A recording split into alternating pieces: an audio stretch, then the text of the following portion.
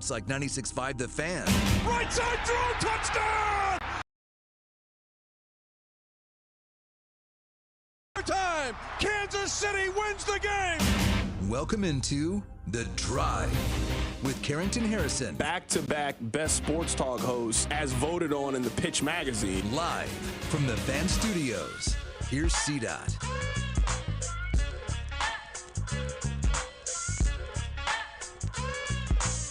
Let's do this. Another day, another dollar, another edition of The Drive. You were listening to The Drive on 96.5 The Fan, 96.5thefan.com, and also the Odyssey app. I have an announcement to make.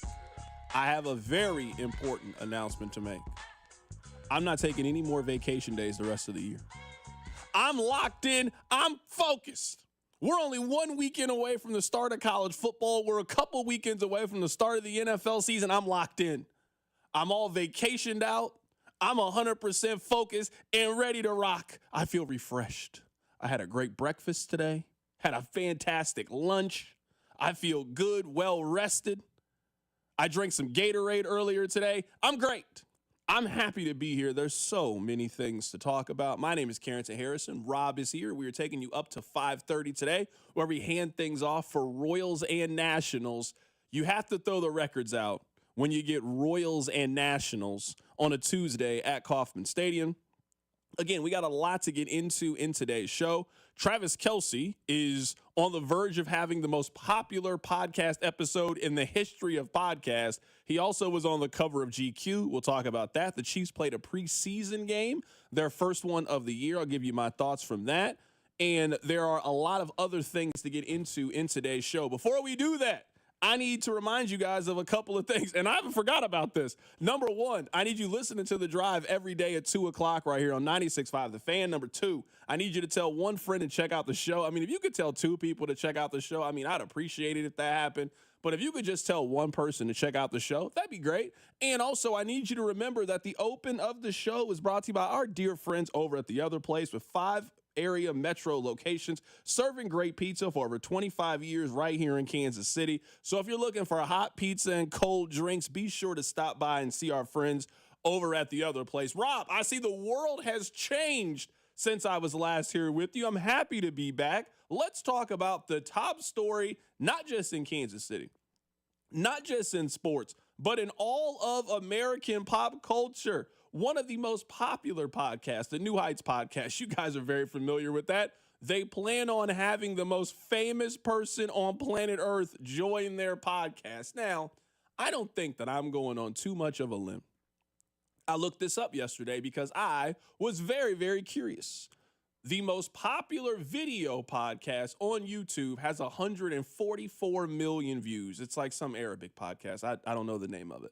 Now, the most successful podcast episode that I could find on YouTube as a point of reference, because when I first did this exercise, I was thinking it was something on the Joe Rogan show. He has had Donald Trump on there. That was not the correct answer. Elon Musk is also going on there. Two polarizing internet people. So I factored that that would probably be the most watched episode on YouTube. That, in fact, was not the case. What I found, and you tell me, text line, if you find something different, what I found is the most viewed podcast episode on YouTube was the Shannon Sharpe and Cat Williams interview. I believe it was from last year. You guys know the one that I'm talking about. It has 90 million views currently on YouTube. I'm telling you right now, this might do 90 million views tomorrow on YouTube. Whatever numbers that they have to judge these things, download numbers, streaming numbers, whatever it is, I'm telling you, this is going to blow it out of the water. You already have a very popular podcast. This has been a highly anticipated episode that his girlfriend was eventually going to appear and do an episode of this. She has agreed to go on there. She is also introducing a new album on there. I'm telling you, they might not have invented the numbers that this thing is about to do. It is the most anticipated podcast episode in the history of podcasts. That's not even hyperbole to say. I don't even know if that's a big enough statement. It is the most anticipated podcast episode in the history of podcasts. Boy, is it going to do numbers. But I started thinking, I don't know if you guys care about that. I mean, maybe you do care about it. I mean, I plan on watching it. I mean, I'm not big on that podcast, and it's not like the content or anything. I'm just not really a interviewee podcast kind of individual. I like more talking about current events or what's actually going on. Not really an interview podcast. Like none of the ones that are in my rotation regularly interview somebody, but I am very intrigued by this, so I will watch it at some point. But I started thinking, oh, I see what they're doing. I see the plan. This is what I think is going to happen. I'm going to give you my prediction. This is what I think is going to happen. I think tomorrow on the podcast, Taylor Swift is going to give you all the information about her new album and a tour.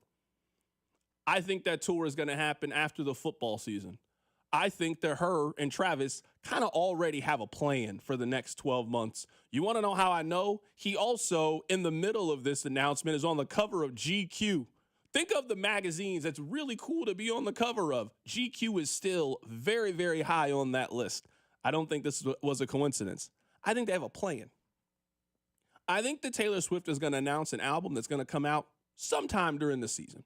I don't know when, September, October. I don't know her album release schedule. I don't think I've ever listened to a Taylor Swift album before.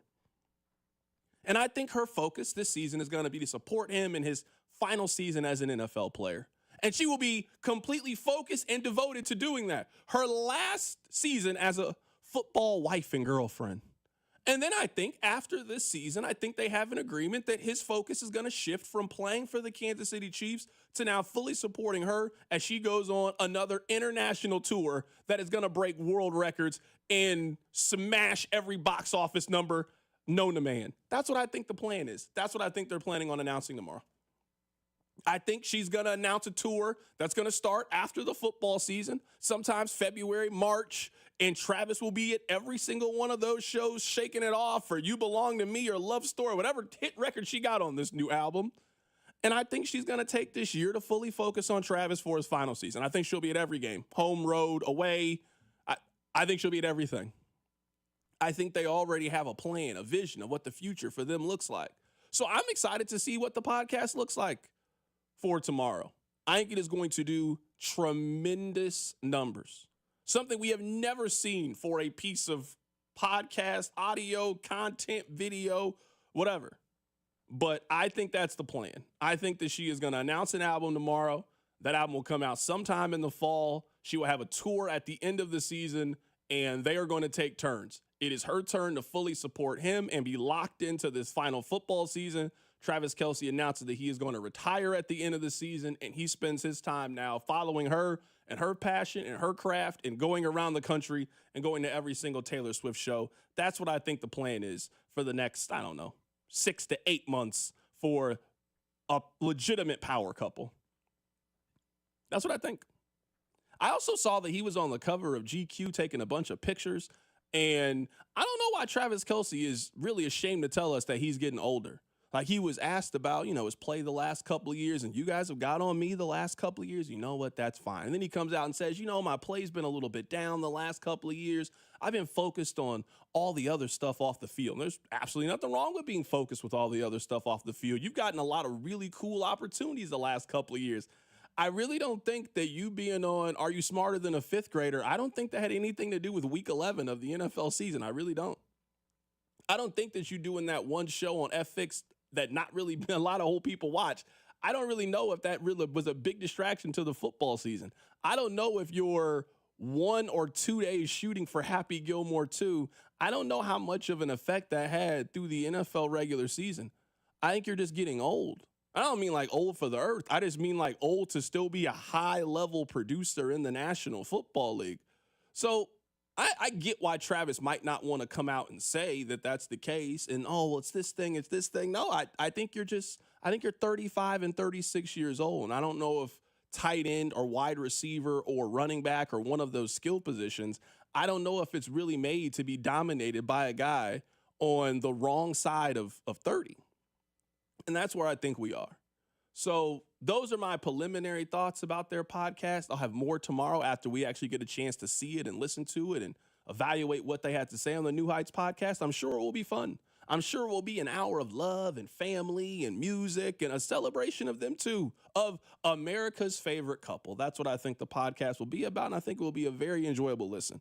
Coming up on the other side, why don't we get to very serious football things? The Chiefs played a preseason game while I was gone. I'll give you my thoughts on it. Keep it right here. It's The Drive.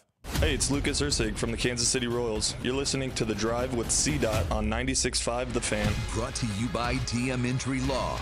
Have you or a loved one been in a car wreck? Contact DM Injury Law today and get the money you deserve. Car wreck? Remember, Mike's got this.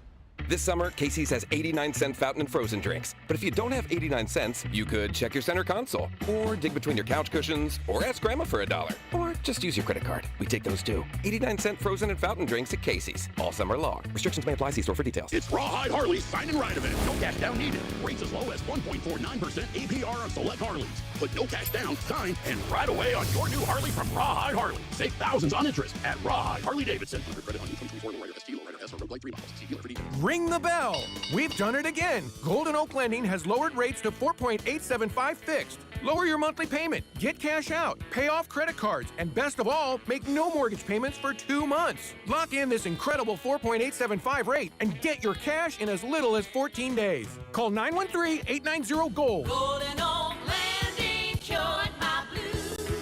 5.81 APR, FHA, 15-year, 20% equity, qualified credit. Additional terms apply. NMLS 114937. Don't let clogged drains slow you down. Call Hamilton Plumbing, Heating, AC, and Rooter today for our $79 mainline drain cleaning special. The pros at Hamilton will inspect your drains with video camera technology to pinpoint exactly what is needed to clear those clogs and help prevent expensive drain repairs. The expert technicians at Hamilton are ready 7 days a week to solve your problem the right way, the first time. Over 40 years experience and more than 8,000 five-star reviews ensures your peace of mind. Visit callhamilton.com for details, terms, and conditions. License number 2025-11121. Hi there, I'm Charlie. And I'm Carter. Our dad is Rex with Rex Buys KC. If you're thinking about selling a home in Kansas City and don't know where to start, our dad can help. Sometimes life throws curveballs, like moving for a new job, dealing with a divorce, or inheriting a house you weren't expecting. Dad doesn't just make offers, he talks with people to help them understand all of their options. No pressure, and it doesn't cost anything to talk with his team. He's a local home buyer who really knows Kansas City. If selling to him is the right choice, he'll give you a fair cash offer, and you can close on your timeline even in as little as 7 days. He buys homes in any condition. No need for repairs, no fees, no surprises. Just an honest, easy process so you feel good about your decision. Want to talk to him? Call 816-330-6000 or go to rexbuyskc.com. Rex Buys KC, helping people make smart choices one home at a time. Good morning, Doctor. Doctor? Hi, Doctor. Doctor? Dr. Jackson's practice is growing. What do you mean we're still short-staffed? He needs a good patient doctor. How do we not have enough doctors to doctor all these patients? And he doesn't have the patience to sift through hundreds of resumes. I need Indeed. Indeed you do. When you sponsor a job on Indeed, it's easier for talented candidates to find it, which makes it easier for you to hire them. Visit Indeed.com/credit and get $75 towards your first sponsored job. Terms and conditions apply. This is the story of the one. As a lineman, he does whatever it takes to keep the power on in his community. And he wants a partner like Grainger who does the same. Grainger offers the professional-grade products he needs, from voltage detectors to harnesses to hard hats, plus fast, dependable delivery, so he can rise to every challenge. Call 1-800-GRAINGER, click Grainger.com, or just stop by. Grainger, for the ones who get it done. Wesley Financial Group is not a law firm, and Chuck McDowell definitely not an attorney. This is Chuck. If someone talked you into buying something really silly and you want to get out of that silly little thing, my advice, get the facts. Call me and I'll send you our timeshare exit kit absolutely free. Inside, you'll learn how timeshare works and all your options for cancellation. Call Wesley now for your free timeshare exit information kit. 800-761-0000. That's 800-761-0000. Paid for by Wesley Financial Group. Get a $15 O'Reilly Auto Parts gift card after rebate when you buy 5 quarts of select Mobil 1 synthetic motor oil in-store or online.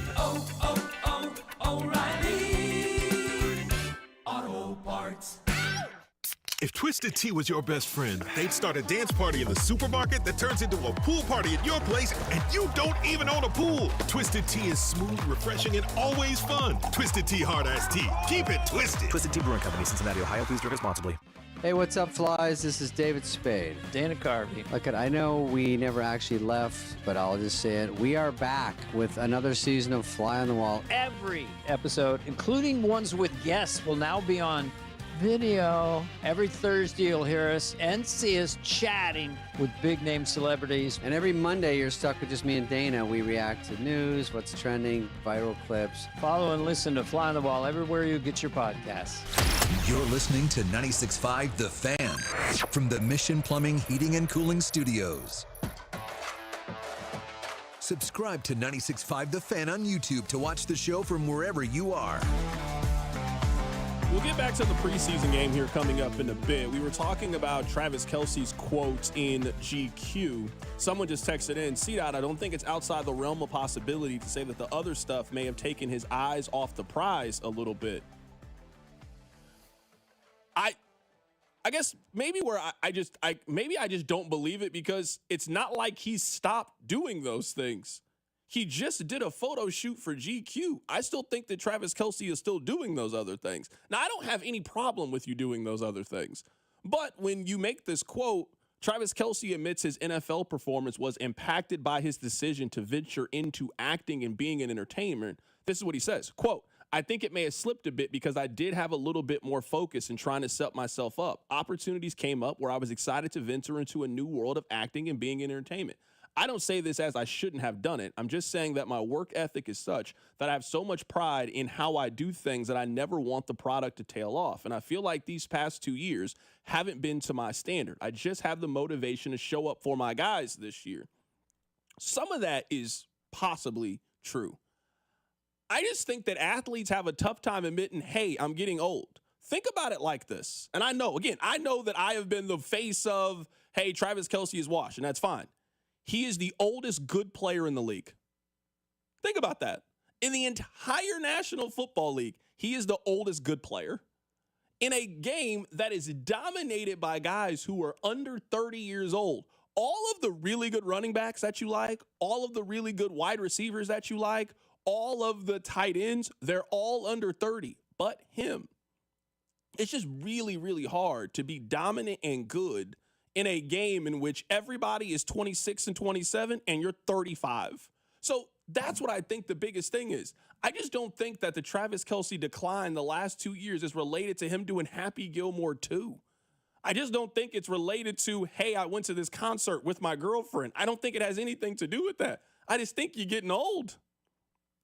And that happens. We see this decline with everybody in the National Football League. And I've said this from the beginning, and I understand why people feel the way that they feel about how I've talked about it. I think Travis Kelce is still productive, can still help you. He's just not the Travis Kelce from 2021 or 2022. I don't think that player exists anymore.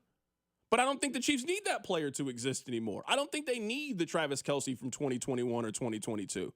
If he can be a guy that can stay healthy this year, have 70 catches, have 850 yards, have a couple of touchdowns, and be healthy and viable for the postseason, I think that's all you need Travis Kelce to be.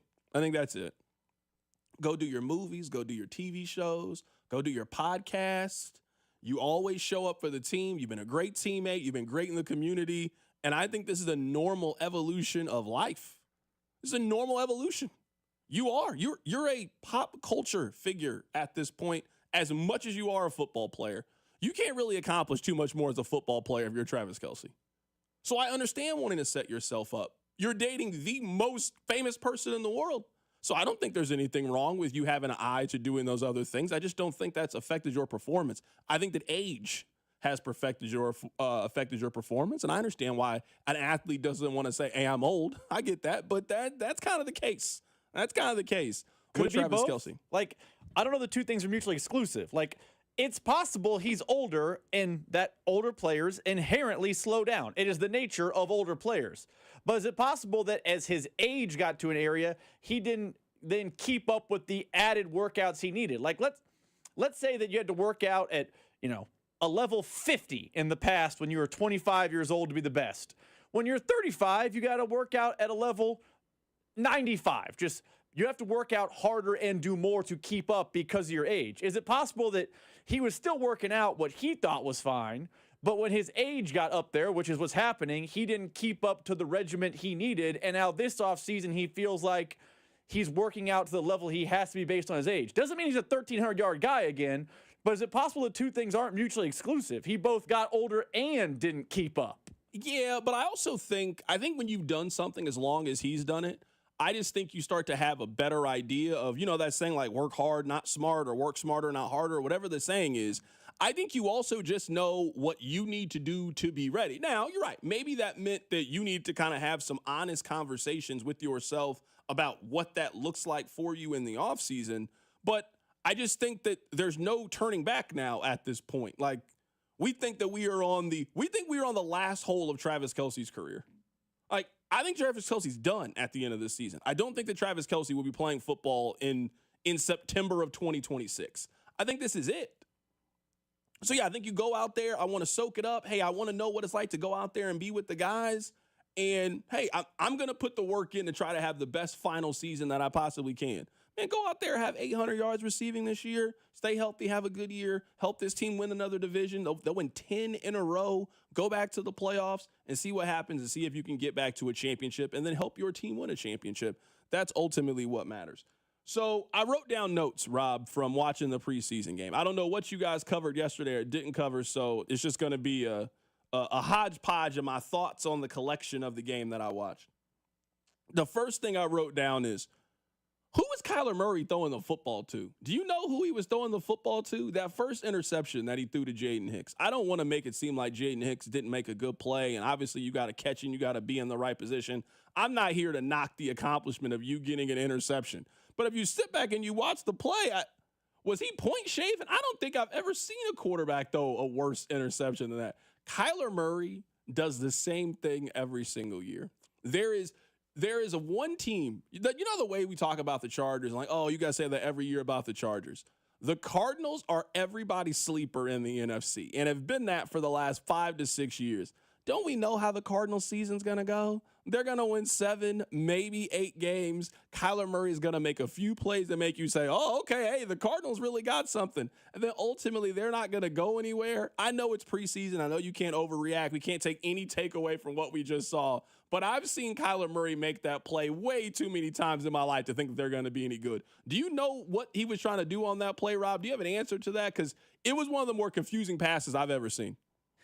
I mean, I wish I had an answer for you. If it was, week 7 and there was a game on the line, I would tell you that he was trying too hard to make a play, but it's the first drive. I guess it was the first drive of the first preseason game in August in Arizona. I truly do not know what he was looking. I remember watching it and I laughed.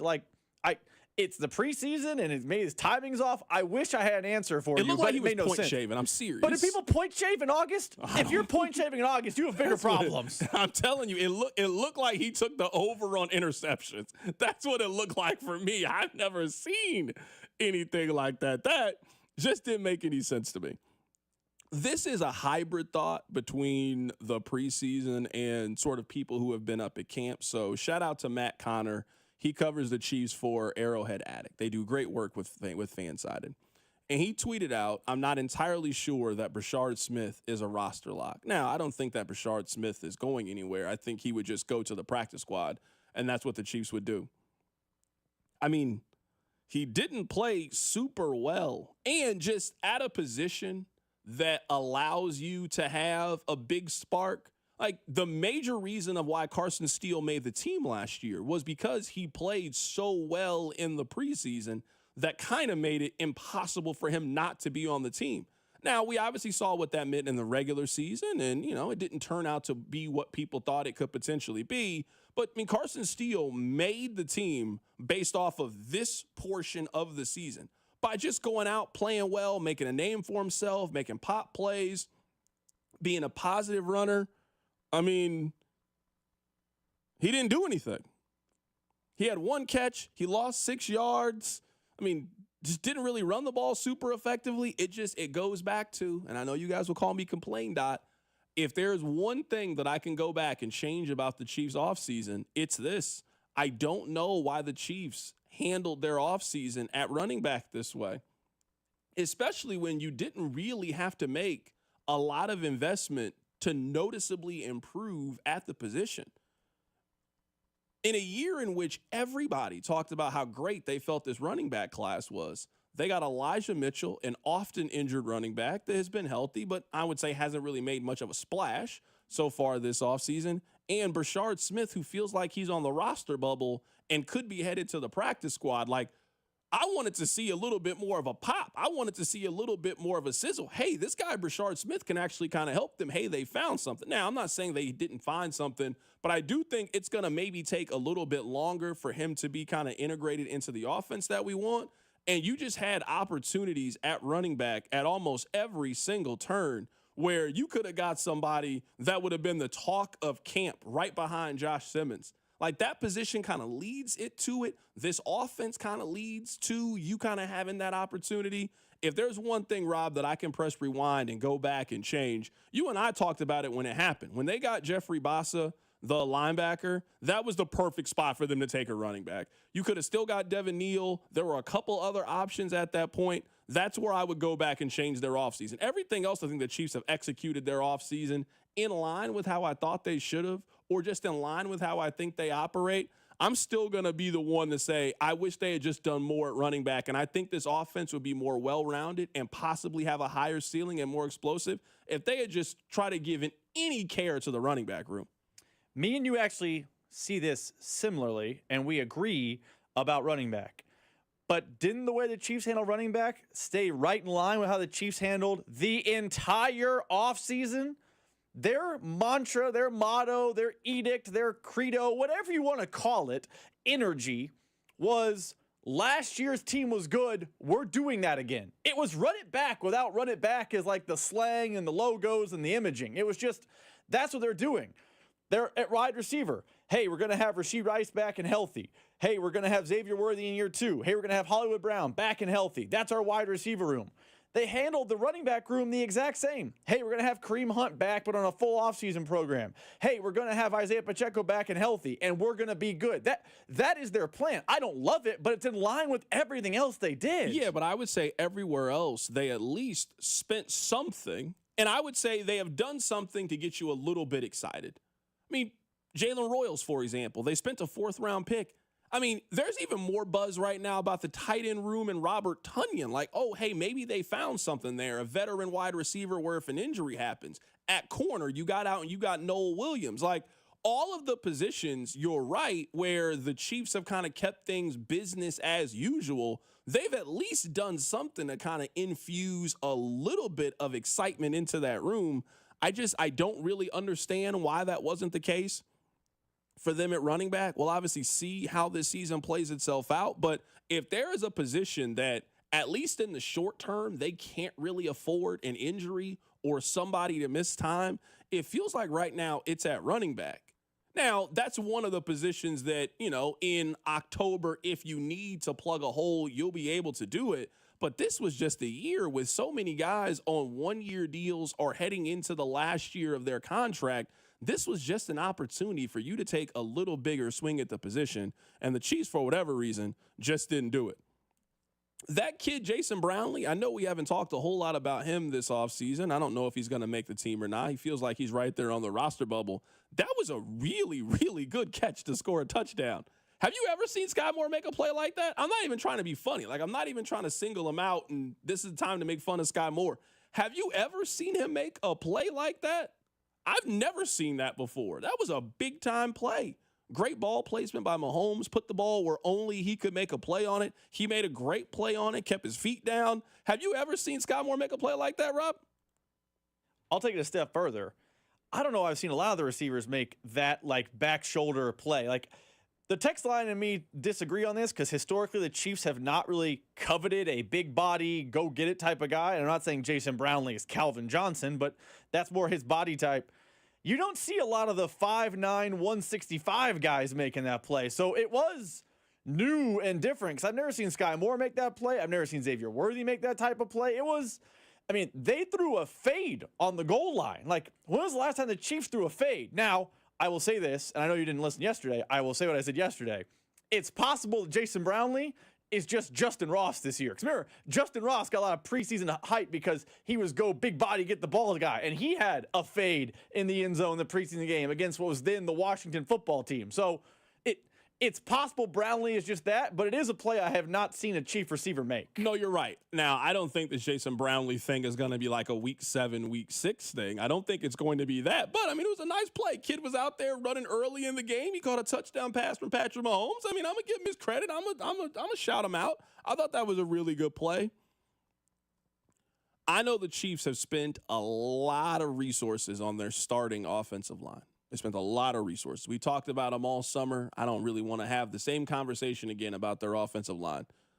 Are you worried about the depth at offensive line? Because now, I mean, most teams are kind of in this scenario. If you lose somebody, we've been kind of waiting for this Wanya Morris thing to kind of work out. I'm not entirely sure if it's going to work out. If there was a place of weakness for the Chiefs in this preseason game that you can only have so many takeaways, I would say the biggest takeaway was just offensive line depth. And if there is some position group on the field that you feel is going to take water and going to have injuries throughout the course of the season, I mean, if there's any organization or team that should know, it's going to be the offensive line. The 5 that we have spent all summer talking about, that's not going to be the 5 that play in all 18, 19, 20 games this season for the Chiefs. You're going to have some injuries. You're going to have some guys have to step in and kind of fulfill a role. How confident are you in, I guess, once you get past 6? Because you feel like, all right, you got your 5, and then Jalen Moore, he's your break in case of emergency. Maybe he plays left guard. Maybe he ends up going out to right tackle. Jalen Moore, kind of a jack of all trades. He can play left tackle if you need him to. He can basically play wherever you kind of need him to on the offensive line. Once they kind of get past Jalen Moore, I think it's a little bit of a question mark about if they can kind of take on some water when it comes to their injuries. That was one of the takeaways that I got from watching the preseason game. So I think it's a fair comment to ask. I think, though, you answered your own question by asking the question, how many teams are 7, 8, 9 deep at quality offensive line play? I think the Chiefs have preached being deep all offseason. I still think they are one of the deeper teams at offensive line if we looked at all 32, because you have a guy like Jalen Moore, who is a guy who's getting paid starter money and has started in the NFL. Like, your swing tackle is a guy that you feel like is not just in a pinch we can survive, but is a quality starting caliber offensive lineman in the NFL. But I just think, and I don't know if it's the preseason, I don't know if it's the fact that two-a-days are gone, I don't know if it's the fact that, camp is less physical than it used to be. I just think offensive line play in the NFL is bad nowadays. So to find 5 good ones is a challenge, and to find 6, 7, 8 is like an impossibility at times. Like, I'm sure if we went through every single depth chart, we would realize, no one is 7, 8 deep of quality offensive linemen in the league, and that's just a problem in the league. So I do have concerns about it, but I don't think those concerns are unique to the Kansas City Chiefs. I think those concerns are football related. Coming up in just a little bit, I want to talk about 2 stories that are very, very confusing to me. One is in the WNBA. We have a couple of updates on their little problem that they've been having the last couple of weeks. I mean, you know what? Can we go back to the WNBA stories where we were all mad about something regarding Caitlin Clark? I mean, those were fun WNBA stories. You guys remember all the WNBA girls you thought were being mean to Caitlin Clark and they owe her so much. I kind of miss those stories now. I didn't know we were talking about people throwing sex toys onto the court, but we have an update in the WNBA. I do want to talk about this. Now, I was not here. I don't know. Maybe a lot of you have come to this place. Maybe you haven't. Did you know that today is the 120th Royals game of the season? They have played 119 games. And I was talking to Rob before the show. Hey, Rob, what's been going on with the Royals? How do you feel about the Royals? Why don't you just update me? He's like, man, just kind of, they're still in it. Hope they can get hot. And I'm like, wait, hold on. Rob, how many weeks in a row are you going to tell me this? You've been telling me this now. I mean, I wish we could go back. We probably could, but I don't know if Rob's going to put the work in to do it. And we could go and we could find what we said about the Royals after 10 games, and then 20 games, and then 30 games, and so on and so forth, up till we get to 120. And I'm going to guess that every single time we have had some form of the conversation about them treading water until they can potentially get hot. Now, I know what some of you are going to tell me on the text line, 913-586-7965. I mean, CDOT, be positive. They're only a game under 500. They're only 4 games out in the wild card. I mean, they're only behind a handful of teams, and all of those things are true. We have seen 120 Royals games. If every conversation is centered around they're in it, all they need to do is get hot, and we've been having that conversation now every day for the last, like on repeat, every 14 days, we have some form of that same conversation. At what point do you maybe come to the conclusion, maybe this team just isn't going to do that? Now, I'm not telling you to completely give up on the Royals. I have not completely given up on the Royals. I want to see how this week plays itself out. You got the Nationals at home. You got the White Sox at home. Like, you need to win 5 out of 6 against these two teams. They're not good.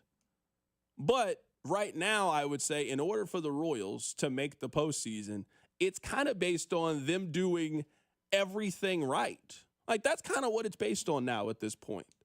It is based on the Royals playing, I don't want to say perfect baseball. You don't got to play perfect, but it is you checking every single box that you need to check between now and then. I just don't know how realistic that is for the Royals. The Royals just, in a football analogy, they're an 8-8 football team. They're not bad. I mean, football season wasn't a complete waste. That's just also not a team that you think is making the postseason. That's not a team that's going to the Super Bowl. They're just something to do on Sundays. I mean, that's kind of what I feel like the Royals are. If you go out to the game today, they're not going to embarrass you. Like, you know, they might win, they might lose. I don't know. They'll put on a good show. They're fine. I just feel like that's what we know about the Royals. And I think we all going through our different stages of grief or denial when it comes to the Royals. But, man, we've seen 120 Royals games this year. I got 42 games left after this.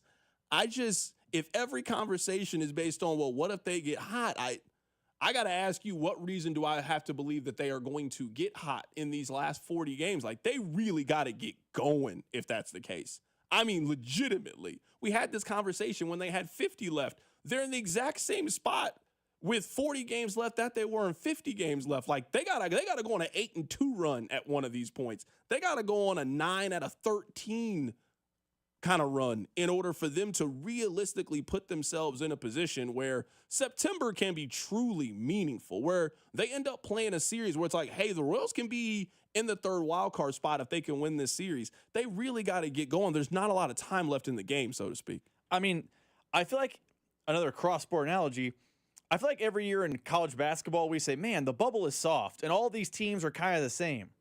That's how I feel about the Royals. The Yankees are getting cold. Like, that is of note. The Royals got to get hot, but the Yankees are cold. The Rangers are cold. The Guardians are playing good baseball, but that's the collection, and they just traded. Their closer is now out for gambling. Like, that is the company you keep. I agree with you. The Royals are an 8-8, 80-win type of baseball team that is propped up by the fact that the AL wild card is soft. But much like, a bubble team, I always feel like, Kansas State, Missouri, there's an Oregon State, these bubble teams you see constantly. Some years you go, man, 18 and 14 might find your way into the dance because the bubble is so soft. That's kind of how I felt the Royals. The AL wild card is soft, and I think that's why they are in the race, and that's why there's reason for excitement. And yes, it's more of the same. It's Groundhog Day. If you get hot, here we go. But, I mean, the bubble is soft, so I think they're going to be right on that bubble till the end. I don't know they'll be on the right side of it, but it's exciting to be in a race, albeit I don't think it's a real race. I think the race is just a lot of mid at the bottom of the AL. Text line 913-586-7965. CDOT, let us live. Someone else. Man, CDOT, at this point, I wish you would just stop talking about the Royals. It gets old hearing you rag on them. I honestly don't think I ragged on the Royals. I wish we could get to the point where when people give, like, facts about a team, it's not hating. We've seen them play 120 games. At best, at the end of 120 games, they'll be a 500 baseball team. 120 games. We've been watching the Royals play for 4 months. At this point, you have to tell me why you think the Royals are making the playoffs and what is it based on? Because I think the Royals are somewhere between an 80 and 82 win baseball team. That's what they've been the majority of this season. They're fine. Now, I would say the Royals, in my life, they haven't really been just fine most of our life. The Royals have either been they could win the championship or bad for most of our lives. Like, there ain't been a whole lot of seasons in which the Royals have won one game, like a year where they potentially have either won 7 in front of it or 8. They got a chance to win 80 games. They're just fine. Like, that's okay that they're just fine. I hope next season they're better than fine. I hope next year we consider them to be good. But we've been watching the American League now for 4 months. They're like the 9th best team in the American League. That'd be okay. Only 6 teams make the postseason. It's really, really difficult to see them elevating themselves to a point where I think they're going to make the postseason. Coming up on the other side, we'll talk about, well, just stick around. I'll tell you. Keep it right here, it's The Drive. You're listening to The Drive with Carrington Harrison. For the first time in a long time, I'm willing to dream that this can be a special season for the Missouri Tigers. Brought to you by DM Injury Law. Have you or a loved one been in a car wreck? Contact DM Injury Law today and get the money you deserve. Car wreck? Remember, Mike's got this. 96.5 The Fan. Men, the summer is here. Longer days, warmer nights, and romance in the air. Intimate dinners, walks on the beach, dancing in the moonlight. But if you have erectile dysfunction, you know it can ruin romance, both for you and the one you love. This is Jeff for Heartland Men's Health. And if you have ED, don't let another summer go by without getting treated. Because intimacy is one of the greatest things in life, and fear of not being able to perform should not be something you have to deal with. At Heartland Men's Health, we're ED experts. We've successfully treated tens of thousands of men. Our protocols work when others don't, and we have treatments that are effective in well over 90% of cases. You could even last up to an hour or more and perform like you haven't in years. So call us. Your initial appointment is only $99 and includes blood work, a medical consult, and if medically advised, a test dose. And if that test dose doesn't work in the office, your visit is free. Call 844-447-6600. That's 844-447-6600. Or go to heartlandmenshealth.com. Get ready, KC! August 23rd will not be your average Saturday. Harris, Kansas City is dropping $700 in free play every 7 minutes from 10 a.m. to 10 p.m. That's dozens of winners all day long. And it all leads to the big one. At 10:01 p.m., one lucky guest will take home a jaw-dropping $70,000 in cash. That's over $140,000 in free play and cash flying out the door in just one day. Harris, Kansas City, where the cash keeps coming, and you could be our next winner.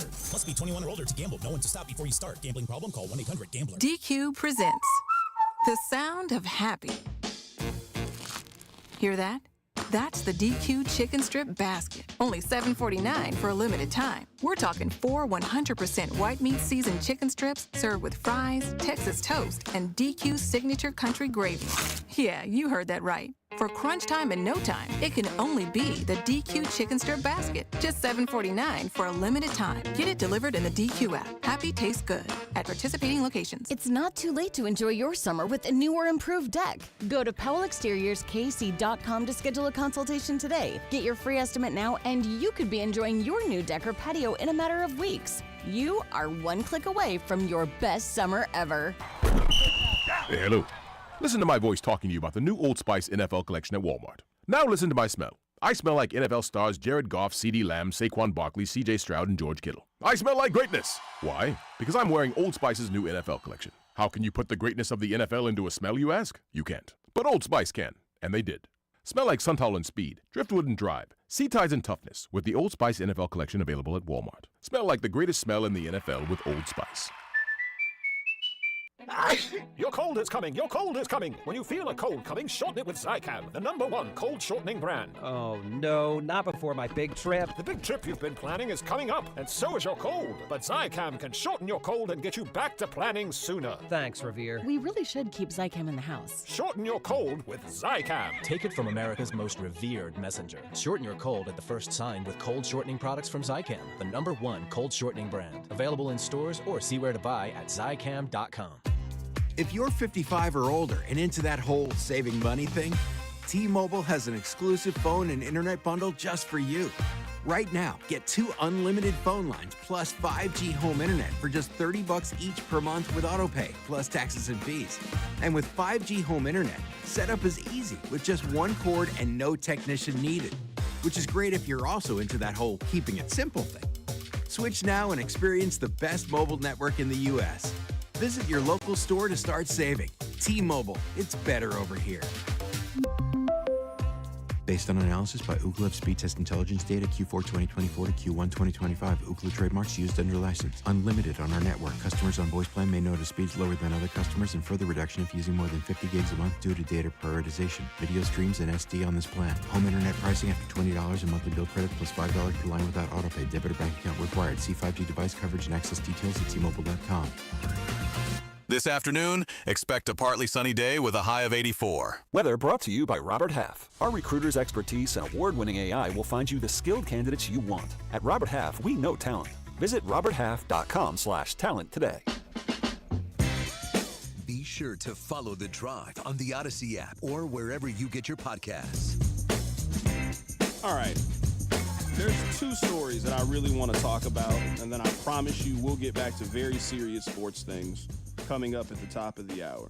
So if you are expecting right now some hardcore sports opinions, I'm here to tell you that you should probably come back in like 15 minutes.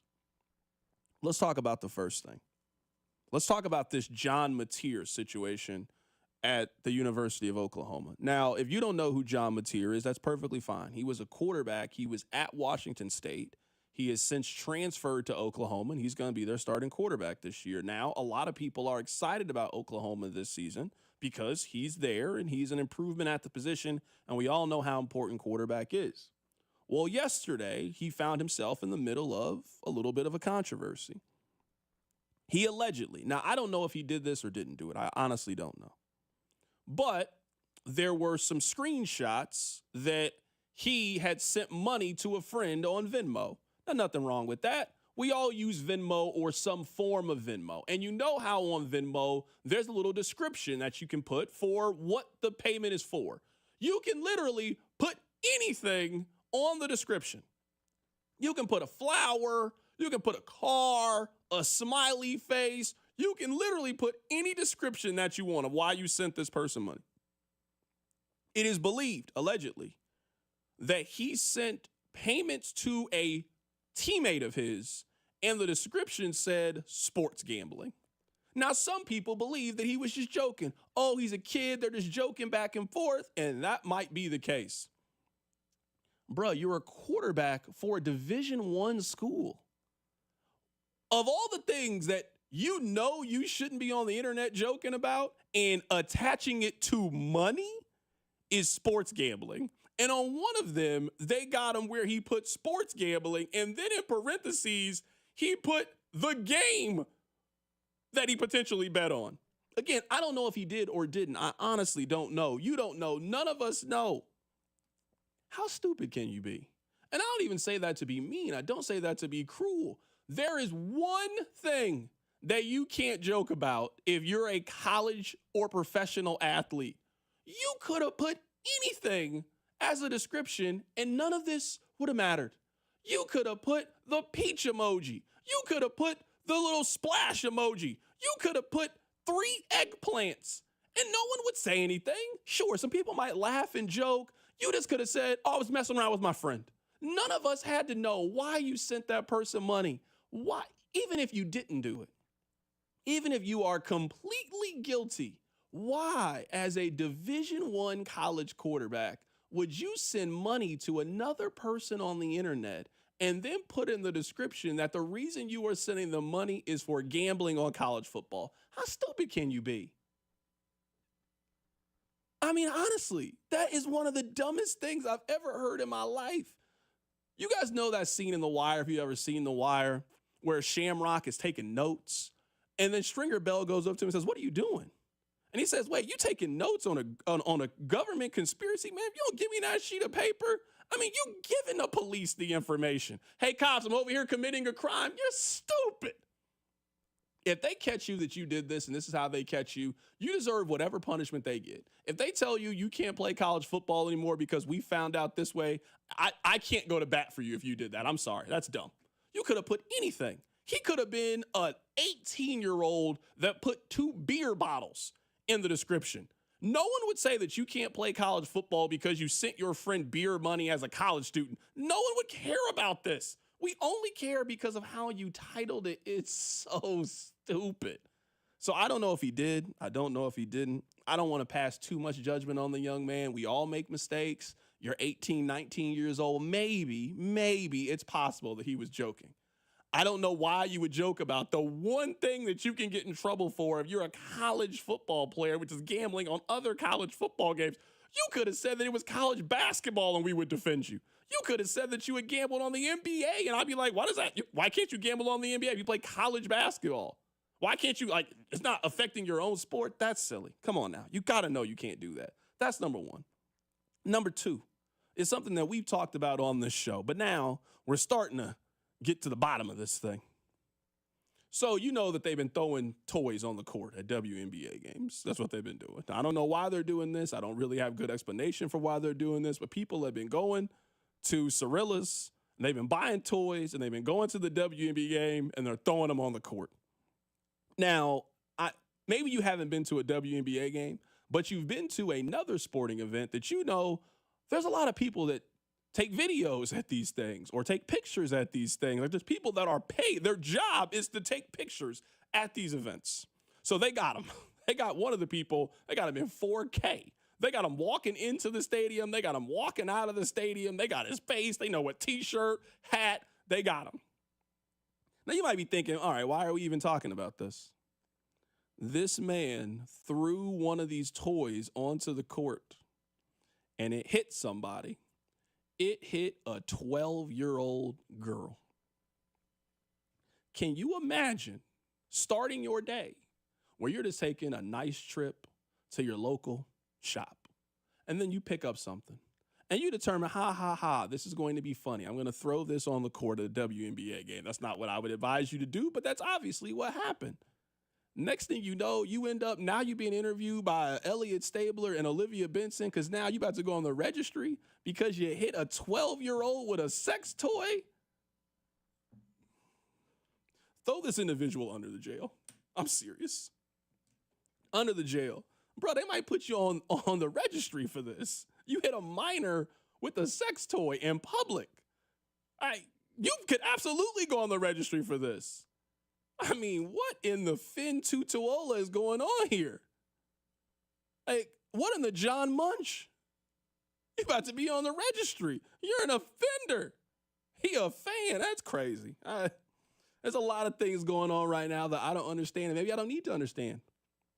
I don't understand why, as a college quarterback, I don't know why you would send somebody money and title it sports gambling. I don't know why you would do that. I also don't know why, you would go to the shop to then buy a toy and then throw it on the court. And then, it could have hit just about anybody. It hit a 12-year-old. You hit a minor with this toy. I mean, bro, I'm telling you, they're about to put you on the registry for doing this. You are about to have a sit down with Olivia Benson. You're sick. You're nasty. And this started with just trying to get some jokes off and just trying to be funny for the gram. And now look at you. Now you can't go within 200 feet of an elementary school. And it's hard for me to say that they're wrong if they put you on this list. You're crazy. Rob, what's going on in sports right now? What's happening? I truly do not understand the WNBA thing. I don't get it. No part of me gets it. Is it supposed to be funny? Is it supposed to be like a bit? Is there an internet thing I want to wear? I do not get why it keeps happening. As far as John Mateer, again, I don't know if he did or didn't gamble on the games, but maybe don't title Venmo money to a friend sports gambling USC versus Stanford. That's stupid. I just don't know why you would do this. You said it perfectly. Do you know what would never come up on this show? Even if he had done 3 eggplants, I'm sure message board sleuths would be like, what does this mean for John Mateer? It would have never elevated to this radio program because who cares? But instead, you said sports gambling, Hawaii against San Jose State. Are you trying to get in trouble? And by the way, he's a pro prospect. His pro career could be in jeopardy because he thought he'd be funny on Venmo. No, he's still gonna go pro. He might be watching the first 8 games from the bench. No, I'm telling you. He's still gonna go pro. He's gonna go pro at first team FanDuel. That's what he's doing. You know what he needs to be? He's about to be Kelly in Vegas. Is who he about to be. He and Nick are gonna be hanging out in Vegas at those card tables soon. Yeah, just crazy. This man, I can't get over the fact that you bought a sex toy to throw on the court at a WNBA game and it hit a 12-year-old girl. Like, bro, they about to put you at the top of the registry. You're an offender now. That's crazy. I don't know what's going on. I have absolutely no clue what's going on. Coming up at the top of the hour, let's get back to the NFL. Keep it right here. It's The Drive. The Drive with Carrington Harrison, your home for the best food takes in KC. Regular old American nachos. You know, I don't need jalapenos with mine, just chips, cheese. Brought to you by DM Injury Law. Have you or a loved one been in a car wreck? Contact DM Injury Law today and get the money you deserve. Car wreck? Remember, Mike's got this. 96.5 The Fan. You don't need to be a financial MVP right out of the gate. At Main Street Credit Union, we're here to coach you through it. No matter where you're at, lining up for your first play or deep in the game, we'll help you move the ball forward. From building credit to launching a business. Because here, it's not just about money, it's about progress and having a team that's got your back. Learn more at mainstreetcu.org. When businesses thrive, communities score. That's why Bank of America is the official bank of FIFA World Cup here in Kansas City. And our more than 30 local business specialists are ready to help your business win. What would you like the power to do? Learn more at bankofamerica.com/local business. Bank of America, official bank of FIFA World Cup 2026. Bank of America Corporation, all rights reserved. Hey folks, I've got a couple of important questions for you. Do you know how much money you need to retire? Do you have a plan in place for your loved ones? If your answer is no, it's time to get your financial planning on track with UMB Private Wealth. It's never too late to start. Plus, their team supports you at every step of the planning process. Go to umb.com/privatewealth to schedule your appointment. That's umb.com/privatewealth. Why not start today? What we've been doing is pulling one of the people that sells the car every month and giving them a prize. Give Me the VIN is giving away $25,000 in cash every month. David Ling sold your car last week. I sold a 2020 RX 350. Yep. Yeah. Open that check up and tell me what it says. $25,000. $25,000. Give me that. David Ling of Claremont, California is the latest winner in GimmeTheVin.com's big cash giveaway. $25,000. What am I getting for being here? No purchase necessary. For official rules, go to GimmeTheVin.com. Sell us your car.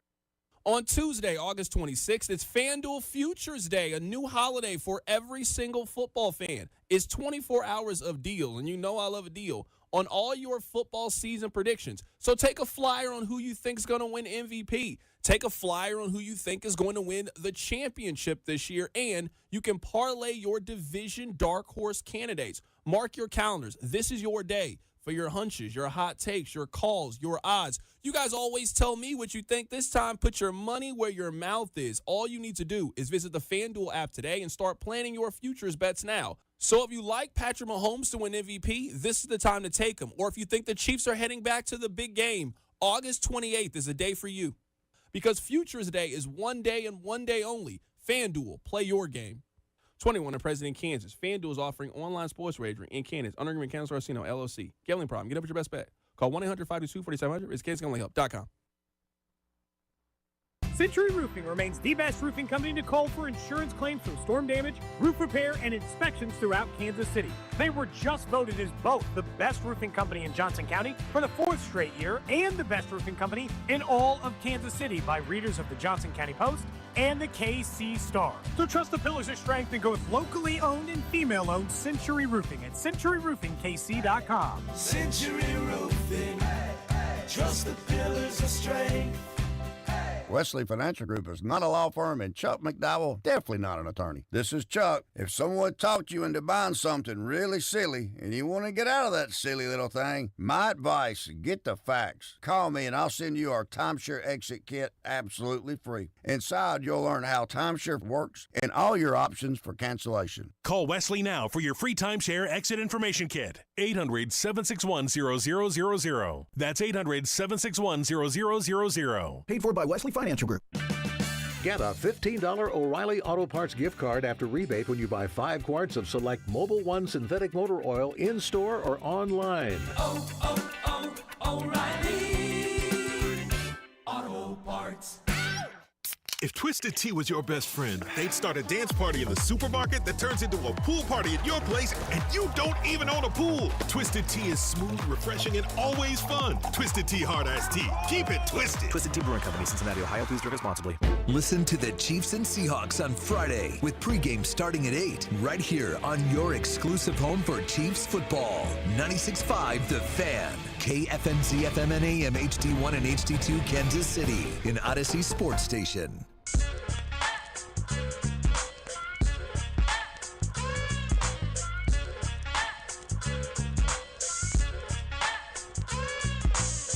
Welcome back into the drive. I want to read a tweet to you guys from Dave Portnoy. Now, I know some of you are big Dave Portnoy fans. So I just want to read to you what he said. All joking aside, this media blitz from Travis Kelce confirms that the Chiefs are cooked. As Marvin Hagler once said, it's tough to get out of bed to do road work at 5 a.m. when you're sleeping in silk pajamas. The Chiefs had a cute run, but laughable to compare them to the Patriots' mega dynasty. All right.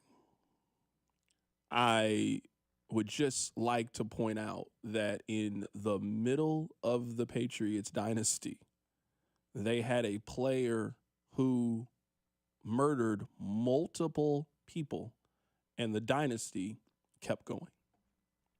You guys know that? During the middle of it.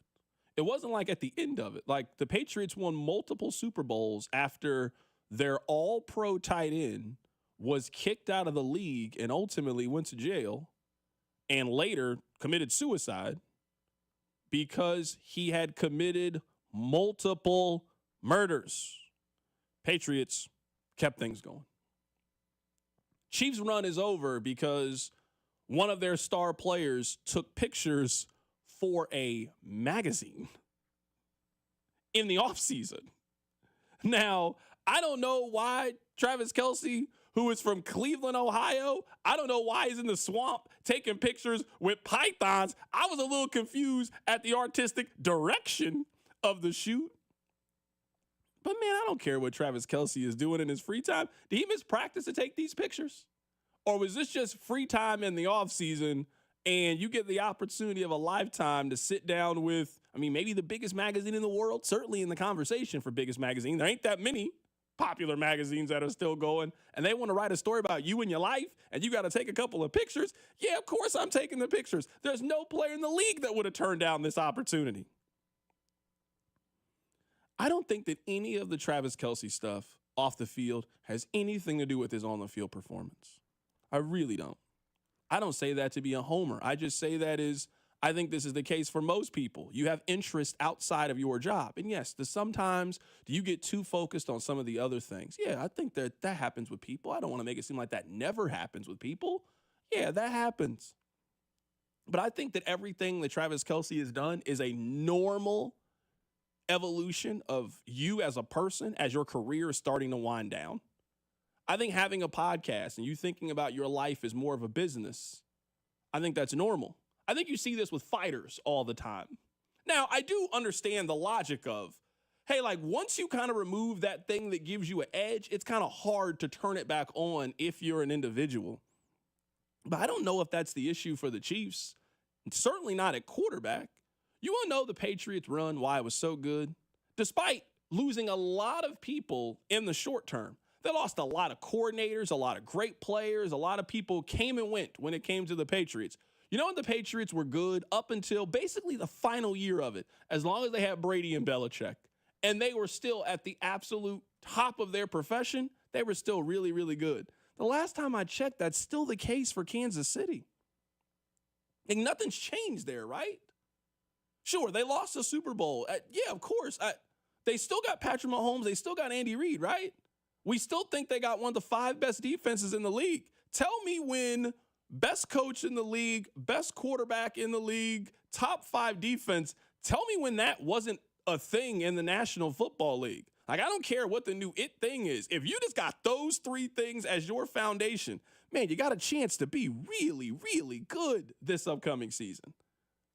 Some of the commentary about the Chiefs I do think has been inbounds. Some of the conversation about the Chiefs has just been, quite frankly, absolute nonsense. Maybe that's what happens when you lose the Super Bowl and you lose it the way that they did, that now you got to take a lot of arrows, and now the Chiefs got to put their hard hat on and go back to work and prove people wrong. But the Travis Kelce GQ shoot? I don't care about that. I honestly don't care about that. Like, of all the things that NFL players can do in their free time, take pictures for a magazine, very low on the list for me. Like, it's not even a 1, it's a 0. Take all the pictures for the magazine that you want. This, you know, the Chiefs usually have much different off-season kind of stories. Last year, their wide receiver almost killed somebody in a car accident. Their other wide receiver had a restraining order on him at one point. Hey, I'll take all the GQ and podcast interviews that they can throw at us. I'll take more of them. Sit down with every podcast. Travis Kelce, what podcast you want to go on next? You want to go on Call Her Daddy? You want to go on that next? You want to sit down with, I don't care what podcast you do. Keep doing those kind of stories. The conversation around the Chiefs, I'm sorry. It's been very, very weird. Patrick Mahomes, he sat down with Kay Adams, and he said that he believes this could be the Chiefs' best team. No, it's been a lot of fun out here in St. Joe's. You know, it's competition. I mean, we've been getting after it, offense and defense. Special teams are doing a great job. I think guys are hungry, and that breeds excellence. And I think that all that competition that we're doing every single day is doing that. Do you think this is the best team you've had with the Chiefs? I think we have a chance to be. I always think we have the talent. We have the talent to be the best team that we have, but you got to go out there and prove it. And until we prove it, I'm not going to say we're the best. But if we go out there and win that Super Bowl, then we can say we're the best one. I find it kind of hard to believe that this could be the best Chiefs team that they had, but let's entertain the possibility of this. I don't want to completely reject the notion. We haven't seen them play. The only way that I think this could be the best version of them as a team is they need their wide receiver room to be healthy the entire season. I think this whole season, certainly from an offensive standpoint, is really predicated on the fact that Rashee Rice is going to miss a reasonable amount of time and become the player that he was, or return to the player he was right before the injury, that Xavier Worthy is ready to take that next step, and that Hollywood Brown can stay healthy. I mean, there aren't really many other question marks about the Chiefs. Maybe you got some question marks when it comes to the run game. I kind of feel like I know with Isaiah Pacheco what he is at this point. If Isaiah Pacheco's healthy, he's going to run for like 900 yards this year. I think you sprinkle in a little bit of Kareem Hunt, you sprinkle in a little bit of this player, like, they won't be the worst rushing team in the league. They won't be the best. They'll be fine. They'll be an adequate rushing team if they can stay healthy this season. I think you know what their defense is. Like, their defense, it kind of returns everybody. I mean, I think Justin Reed's a good player. Losing Justin Reed is not why your defense falls apart. If your defense falls apart this year, it was because of way other things, not because you let Justin Reed walk in free agency, especially when you've drafted and you've kind of set yourself up for, hey, we don't think we're going to have Justin Reed, so we have his replacement. I'm not worried about the defense at all. Like, we haven't spent a lot of time talking about the defense because I don't really know what there is to talk about. It's the same defense we've been watching. They've been one of the top 5 units in the NFL for the last 20-something months. I don't know why I have to believe that that's going to change anytime soon with the same coaches and the same defensive players. I don't know what's going to be different about it. This entire cut is based off the belief that their wide receiver room is going to be good this year. And I don't know. Let's see. We don't know how long Rashee Rice is going to be suspended. Hollywood Brown, he played in the preseason game, and then he got hurt, and now he hasn't practiced since, and that's kind of just been a theme so far of it. I told you guys, not talking about Hollywood Brown is the best case scenario. If we're talking about Hollywood Brown, something probably went wrong. And then Xavier Worthy, let's see how the season plays itself out. We can all speculate how many targets is he going to get, what's his involvement going to be in the offense. I kind of got to see what it looks like when everybody's there. Everybody ain't been there. I know this is an NBA comparison. I know it falls a little bit flat, but follow me here. Rob, you remember a couple different teams. Remember when the Nets tried this and they had their big three? They had Kevin Durant, James Harden, and Kyrie Irving, and they just could never get all three of them on the court at the same time. You also remember, I believe it was Milwaukee. They tried something very similar. They had Chris Middleton, they had Giannis, and I can't remember the third person, but I'm sure you remember who this was. Dame? Dame, that's who it was, Dame.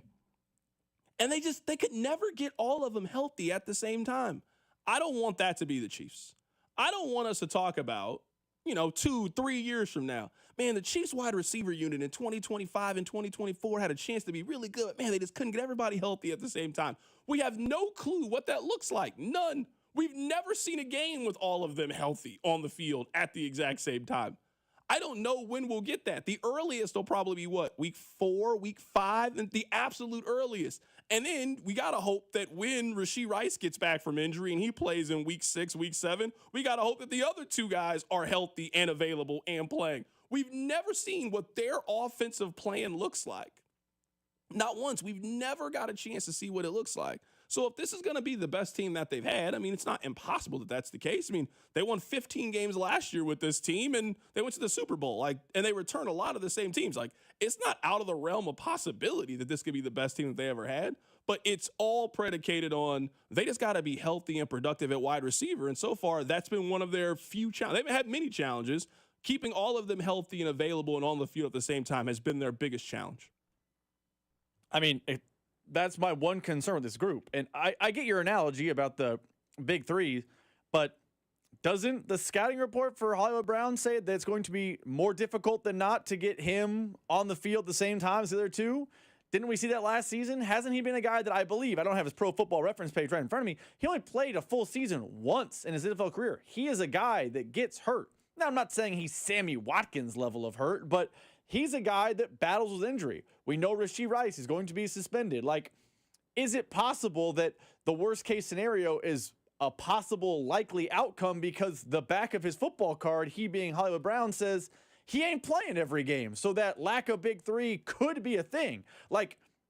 When it was, Harden, Durant, and Kyrie, it wasn't like the back of those three's basketball card said, yo, these are Cal Ripken Jr. level warriors. Those were guys who got hurt or missed games. And now I think you're seeing that a little bit with Hollywood Brown. So I think a little bit of this is possible that you don't see them ever together because Hollywood Brown is first team shorts and a t-shirt guy.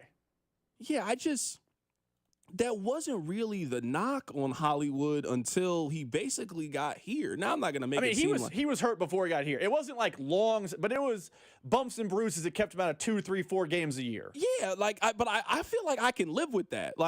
If you got a 5'9", 180-pound wide receiver, which is what he's listed at, I don't know if you can expect that guy to play in 17 games. That just doesn't seem realistic to me. I think everybody listening right now would sign up for 13 games of Hollywood Brown. 13. You're telling me right now, press the button on 13, sure. Maybe he plays in more, maybe he plays in less. I'll lock in 13. Sometimes it feels like getting them to that 13 is just going to be a struggle. That's their biggest challenge. Let me look at Sammy Watkins real quick, because I remember we used to have these conversations about Sammy Watkins. It would just always feel like Sammy Watkins at some point in October would just be like, hey, man, I'm not going to be there. So he played three seasons with the Chiefs. He made 9 starts in 2018. He made 13 starts in 2019. And he made 9 starts in 2020. I don't want that to be the case for Hollywood. I hope we get a little bit more consistency, a little bit more availability, and a little bit more production than what the Chiefs got from Sammy Watkins. But, honestly, this year in 2019, I would take this. 52 catches for 700 yards. I think everybody would take that from Hollywood Brown. That's kind of what I'm hoping for. All right, coming up on the other side, let's talk about the quarterback tiers list. This was from Mike Sando in The Athletic. This has been one of the top stories in the league. I'll give you my thoughts on it next. Keep it right here, so Drive. The Drive with Carrington Harrison. Watch the show on YouTube by subscribing to the 965 YouTube channel. The Drive, brought to you by DM Injury Law. Have you or a loved one been in a car wreck? Contact DM Injury Law today and get the money you deserve. Car wreck? Remember, Mike's got this. 96.5, The Fan. Touchdown! Chiefs coverage brought to you by Park & Go, the best deals on airport parking. Don't fumble your airport parking. Score big with Park & Go. All covered parking, fast and free shuttles, and open 24/7. For the best deals in airport parking, reserve your spot now at bookparkandgo.com.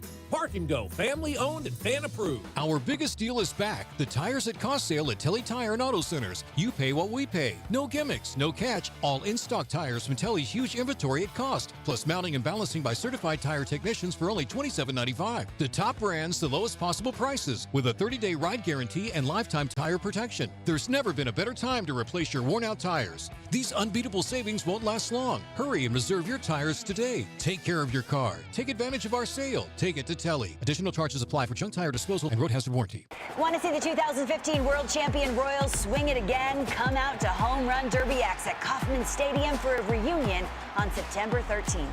Eric Hosmer, Mike Moustakas, Alex Gordon, Ben Zobrist, and Lorenzo Cain take their cuts against reps from the Blue Jays and the Mets. Come join the action for a night of massive dingers, slick defense, and target-smashing thrill. You don't want to miss it. Get your tickets now at MLB.com/HRDXKC. Major League Baseball trademarks used with permission. You want to see the ring? Here, I have a picture. Wow, look at you. I know, right? Went to Hellsberg and customized the whole thing. Oh, yeah? Yeah, well, I showed them all her inspiration photos, picked the setting, the diamond. It's actually pretty fun. Now for the real hard part, asking her. Well, congrats, buddy. The ring looks awesome. Start your story with Hellsberg. Designed with care and craft since 1915. Shop in store or at hellsberg.com. Stuck isn't a career plan. Centric can help you get moving on that dream career fast because you can start a new career in IT in as little as 4 months. Don't just take it from us. How about a recent graduate through the Centric IT career program? Prince said, "This isn't just the end of a program, it's the beginning of a new path built on everything I've learned and experienced with all of you." They can help you find that new career at Centric.com. Reach out to our guy, Russ Mondry, and find out what Centric can do for you. That's, again, Centric.com. You ever try fixing your car and realize you're missing that one part? Yeah, been there. That's why eBay's my go-to. They've got millions of parts, guaranteed to fit. I'm talking brake pads for when yours have seen one too many miles of stop and go. Oil filters, because you don't mess around with your engine care. Even got this cold air intake on my watch list. I might just go for it. To keep the ride cool and your DIY streak hot. Find all the parts you need at prices you'll love. Guaranteed to fit every time. eBay. Things people love. Eligible items only. Exclusions apply. My perfect day has sand, salt water, and friends. But my moderate to severe plaque psoriasis can take me out of the moment. Now I'm all in with clearer skin thanks to Skyrizi. Risankizumab Riza, a prescription-only 150 milligram injection for adults who are candidates for systemic or phototherapy. With Skyrizi, most people saw 90% clearer skin, and many were even 100% plaque-free at 4 months. Skyrizi is just 4 doses a year after 2 starter doses. Don't use if allergic to Skyrizi. Serious allergic reactions, increased infections, or lower ability to fight them may occur. Before treatment, get checked for infections and tuberculosis. Tell your doctor about any flu-like symptoms or vaccines. Thanks to Skyrizi, there's nothing on my skin, and that means everything. Ask your doctor about Skyrizi, the #1 dermatologist-prescribed biologic in psoriasis. Visit Skyrizi.com or call 1-866-SKYRIZI to learn more. When you've got real work to do, Metal Supermarkets will help you get it done, fast. We've got a huge variety of metals in stock, and we cut to size, fast. Bottom line, we get it done fast, so you get it done fast. Doesn't get easier than that. Metal Supermarkets, the convenience stores for metal. Find a store or buy online at metalsupermarkets.com. Ever wonder why you have insurance for your car or home, but not your digital life?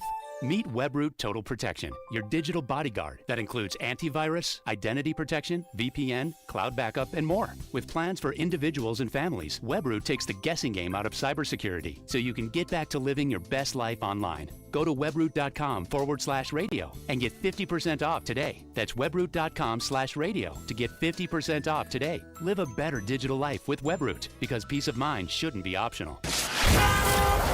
Here's traffic, brought to you by DM Injury Law. Have you or a loved one been in a car wreck? Contact DM Injury Law today and get the money you deserve. car wreck? Remember, Mike's got this. Brought to you by Federal Distilling, Stateside Vodka. Got a crash, Kansas side of things. 70 eastbound before 18th Street Expressway. The right lane is blocked. Pleasant Valley, that's a stall. 35 southbound as you approach 435 in the right lane. From the Anthony Plumbing, Heating, Cooling, Electric Traffic Center, I'm Val. 96.5 The Fan. You're listening to 96.5 The Fan from the Mission Plumbing, Heating, and Cooling Studios. Welcome to your home for Royals baseball. 96.5 The Fan. All right, welcome back into the drive. My name is Carrington Harrison. Happy to be here with you guys on this wonderful, wonderful Tuesday. We got a lot to get into. Coming up in about an hour, Josh Vernier will join us on the show. Yes, the Royals still matter. Yes, we're still talking about the Royals.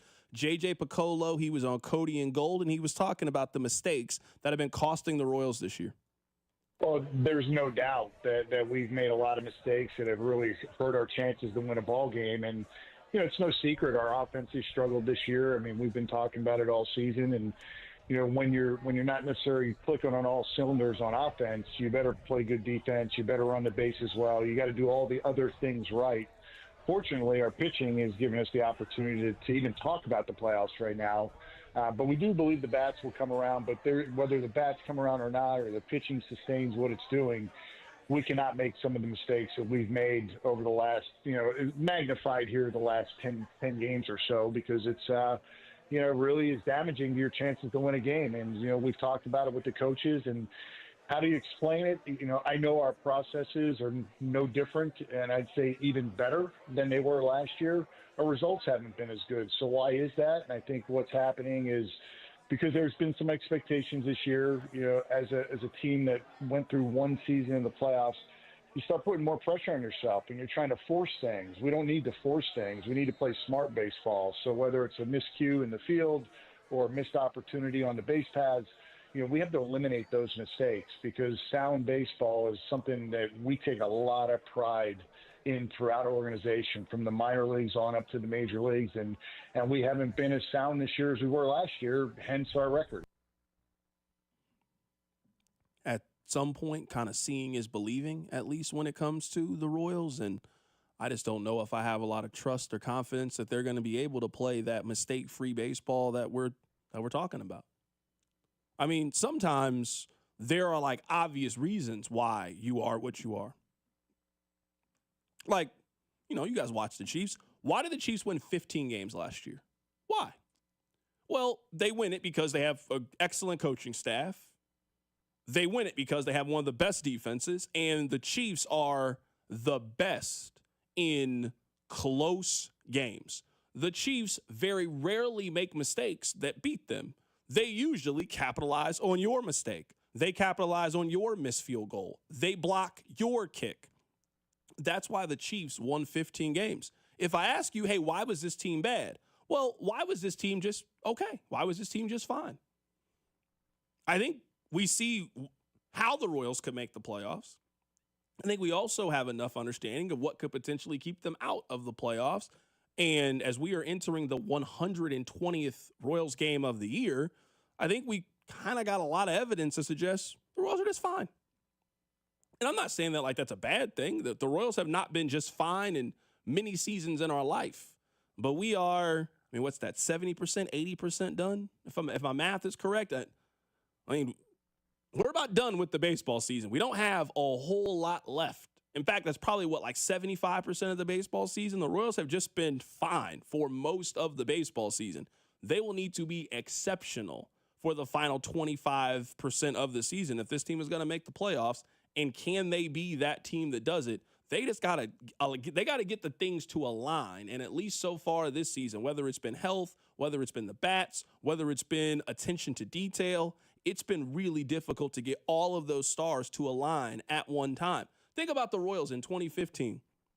The Royals in 2015, for a lot of us, the best baseball team that we've ever seen.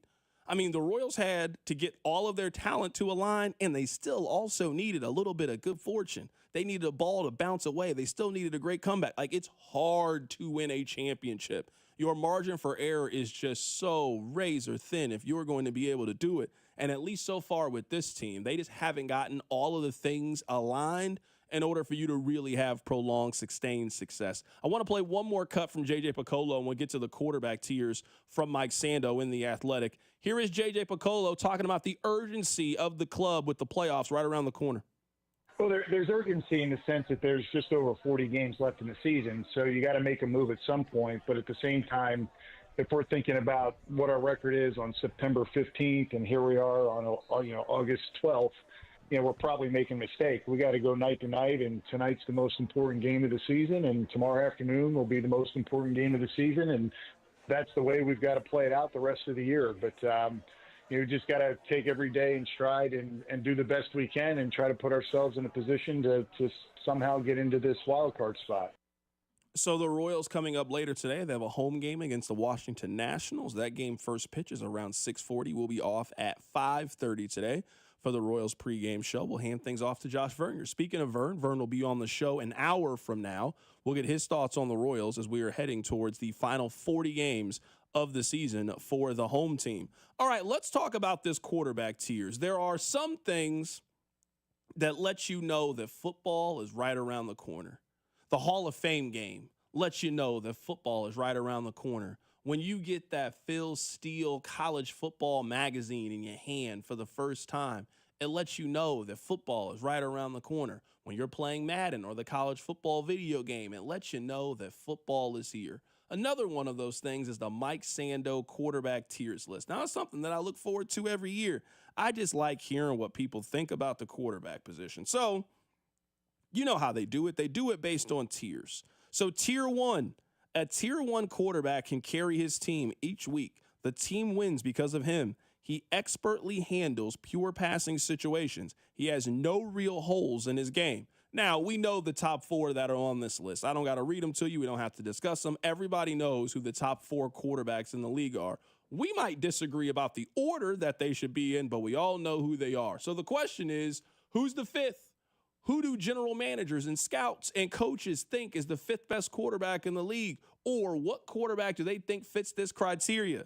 They put Matthew Stafford on this list. Here is Mike Sando. He was on Sirius XM. Here he is explaining why, or giving his reaction to why Matthew Stafford was ranked the fifth best quarterback in the National Football League. That was probably one of the little surprises to me. Now, he barely made tier one, so it was like, maybe 26 votes in tier one and 23 in tier two. It was real close. So it's not like it was overwhelming. He's sort of been on that border.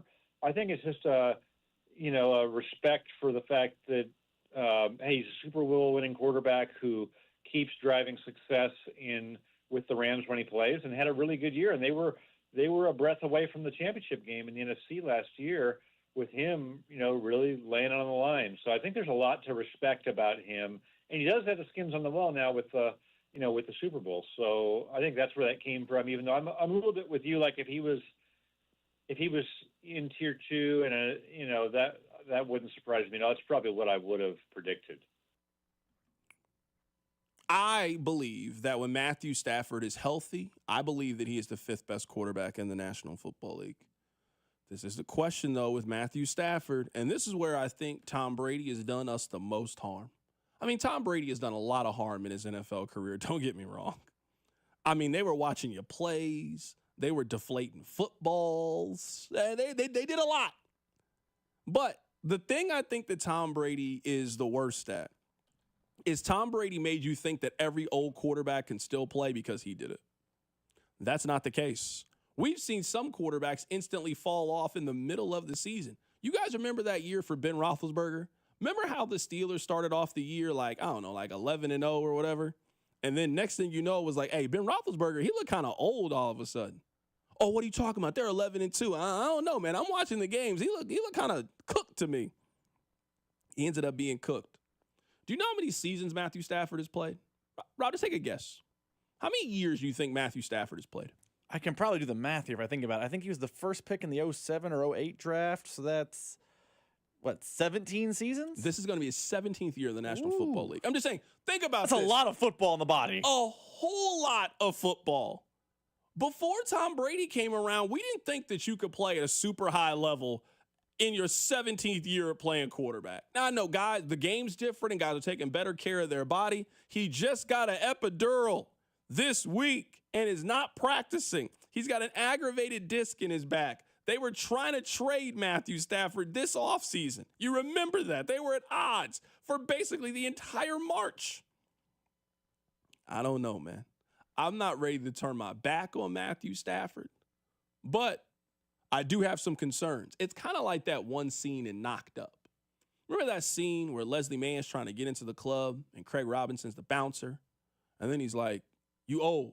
I mean, not like old for the earth, but you might be too old for this club. He might be too old to be in this tier. He just might be a little too old to be in this tier. And if we're using the win healthy, like, all right, I mean, you ain't really been healthy the last 3 years.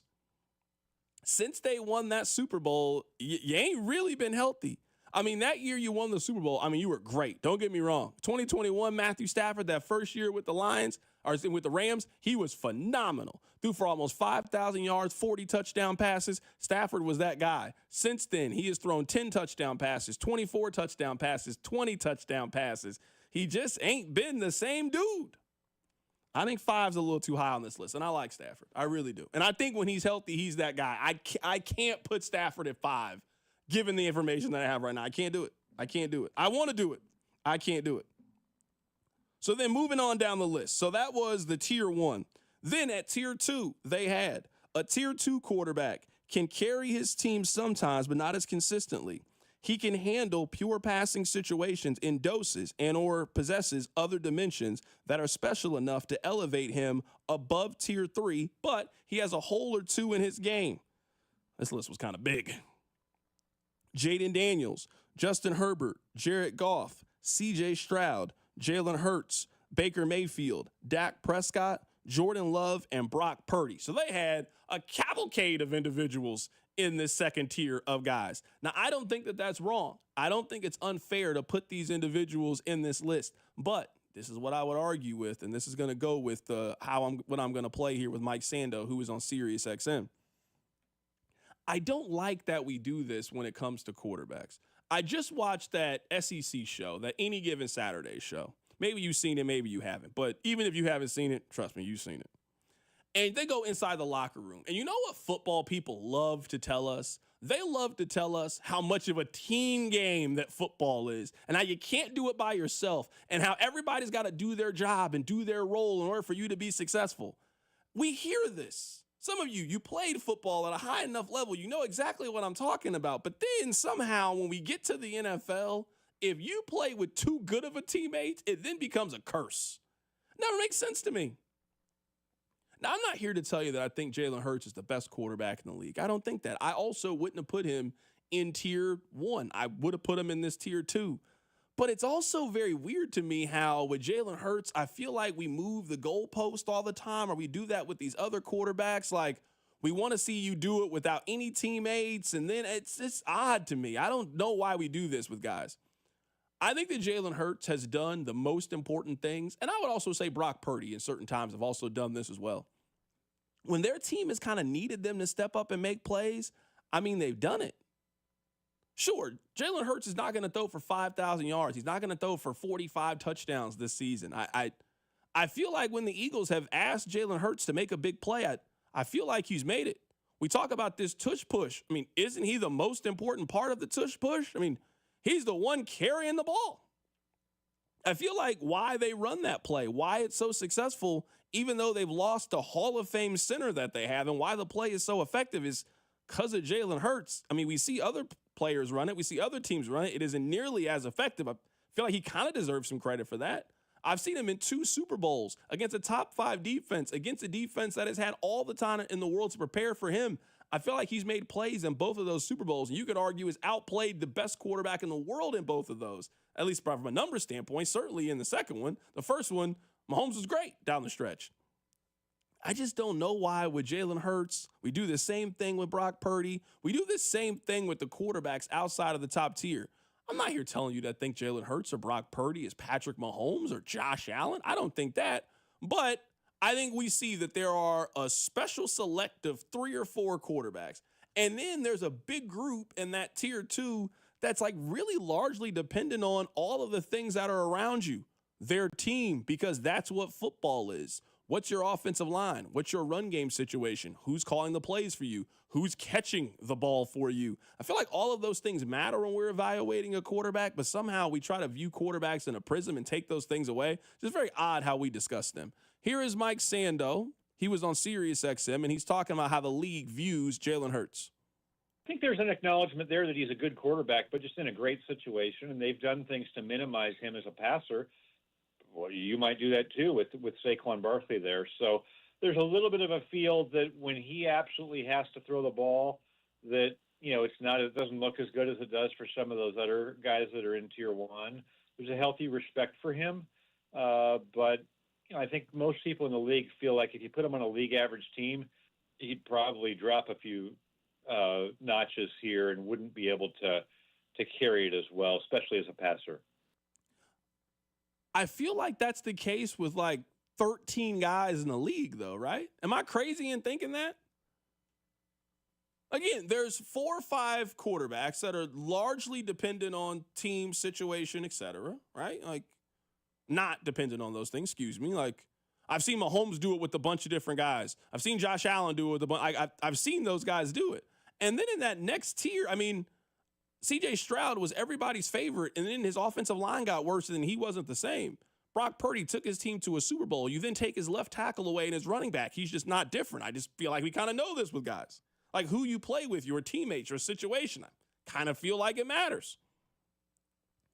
I think Jalen Hurts is obviously very good. I think he's very good. I don't think he's one of those elite tier 1 quarterbacks in the league.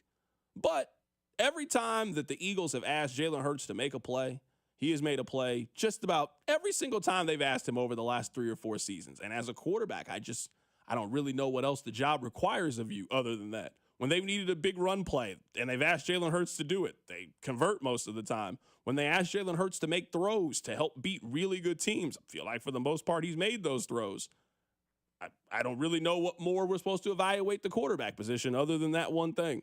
Last thing I want to play for you guys, this is about Sam Darnold. They actually had Sam Darnold at 20th on the list. I don't know where to put Sam Darnold, to be completely honest with you. Like, if you had put Darnold at 9th, I don't know if I could have been too mad at it. Putting him at 20, I also don't know if I can be too mad at it. I just don't believe it with Sam Darnold. I kind of feel like, you know how in baseball a guy will hit like 11 home runs and then 12 home runs, and then one year he just wakes up and he hits like 35 home runs. He also got questions like, wait, how'd you do that? Like kind of like Brady Anderson back with the Orioles. Like, wait, how did that happen? How did you hit all these home runs? Where did all these home runs come from? You only had 15 in your career. Now you hit 41 home runs? Where did this come from? I kind of feel like that's where Sam Darnold was last year. One part of me just doesn't believe the same quarterback that I saw with the Jets and the same quarterback with the Panthers. I don't want to believe that he was a quarterback of a team that won 14 games last year. But then when the Vikings really needed him to be good in their final 2 games of the year, he wasn't good, and then they got eliminated. It's very, very confusing. Here's what Mike Sando had to say about Sam Darnold. Think of Sam Darnold, the advantage he has over maybe like a Brock Purdy in terms of what people thought of him coming into the league. So think of this. Probably a lot of people in the league had a high grade on Darnold coming out of USC, right? I mean, he was a top 5 pick. Yeah. And when he was a top 5 pick, there wasn't a bunch of people saying this is a dumb pick. So then he struggles. It's the Jets. It didn't go well during the Adam Gase era there.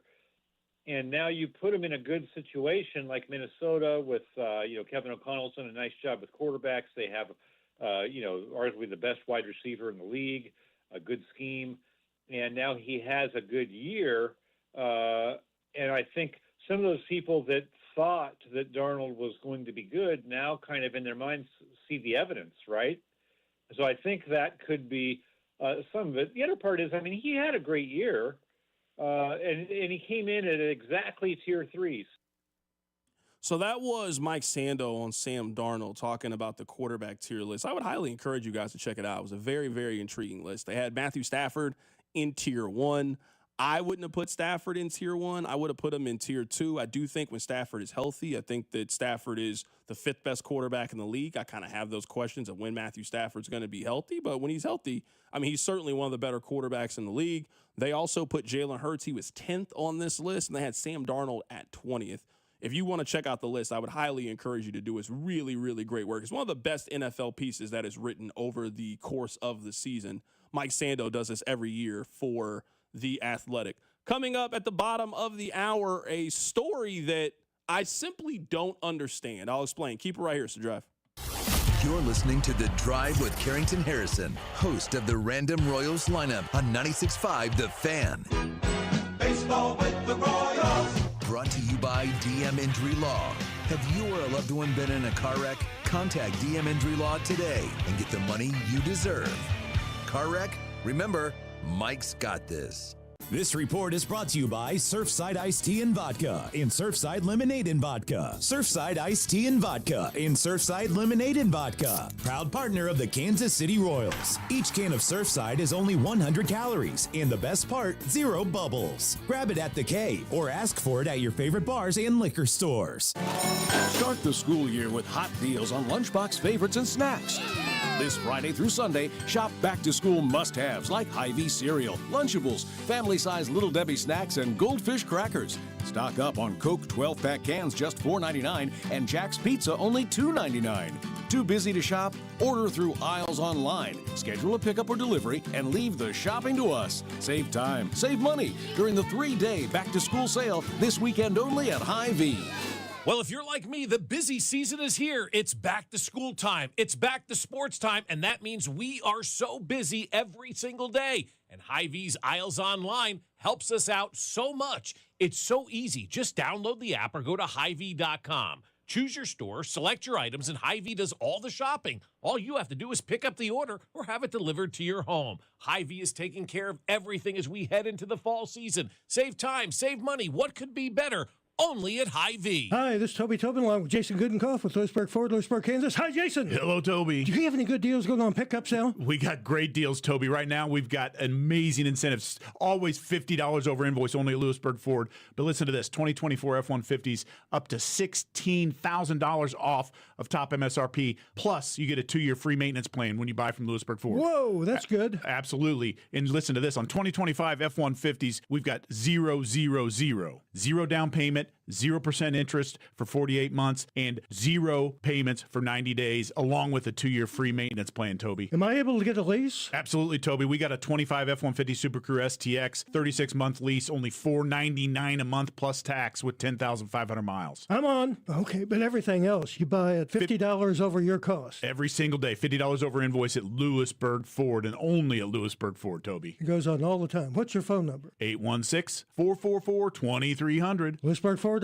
Hey friends, it's noisy out there with information coming at us all day, every day. It's hard to know what to trust, and the world of wealth management is no exception. That's why UMB Private Wealth Management helps you tune out the noise and tune into what matters most. They'll create a financial plan based on your unique goals, so it's your voice that comes through loud and clear. Get financial clarity. Go to umb.com/private wealth to schedule an appointment. That's umb.com/private wealth. Flooded bathroom? AC on the fritz? When things go wrong, you need reliable service fast. Call Hamilton Plumbing, Heating, AC, and Rooter and take $50 off any HVAC, plumbing, or electrical repair over $200. The pros at Hamilton are ready 7 days a week to fix the problem. Over 40 years experience, more than 8,000 5-star reviews, plus our exceptional service guarantee means you can trust Hamilton to bring comfort and calm back to your home. Visit callhamilton.com for detailed terms and conditions. License number 2025-11121.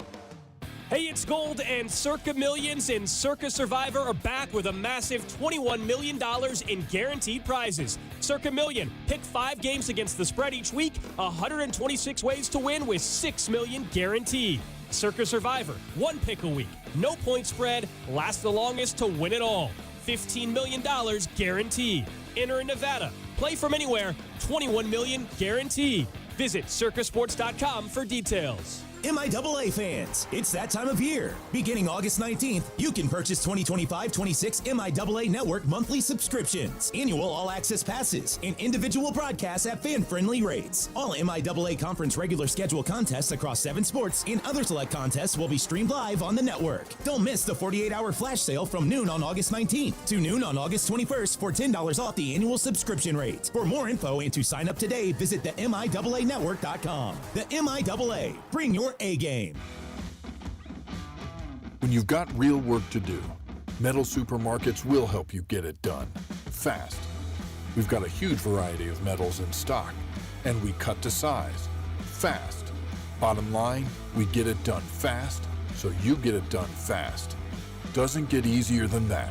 Metal Supermarkets, the convenience stores for metal. Find a store or buy online at metalsupermarkets.com. Ever wonder why you have insurance for your car or home, but not your digital life?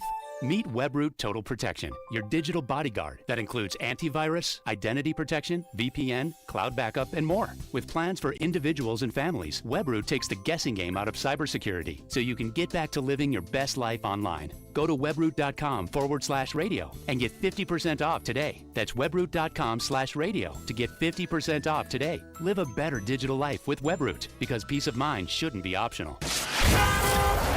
Here's traffic, brought to you by DM Injury Law. Have you or a loved one been in a car wreck? Contact DM Injury Law today and get the money you deserve. Car wreck? Remember, Mike's got this. Brought to you by MVP, AC, Heating, Plumbing, and Electric. We've got the crash, North KC. It's 169 Highway northbound, just past Inglewood. The right lane is blocked. Raytown, that's a crash as well. 435 northbound at 63rd in the right lane. From the Anthony Plumbing, Heating, Cooling, Electric Traffic Center, I'm Val, 96.5 The Fan. You're listening to The Drive with Carrington Harrison on 96.5 The Fan and the Odyssey app.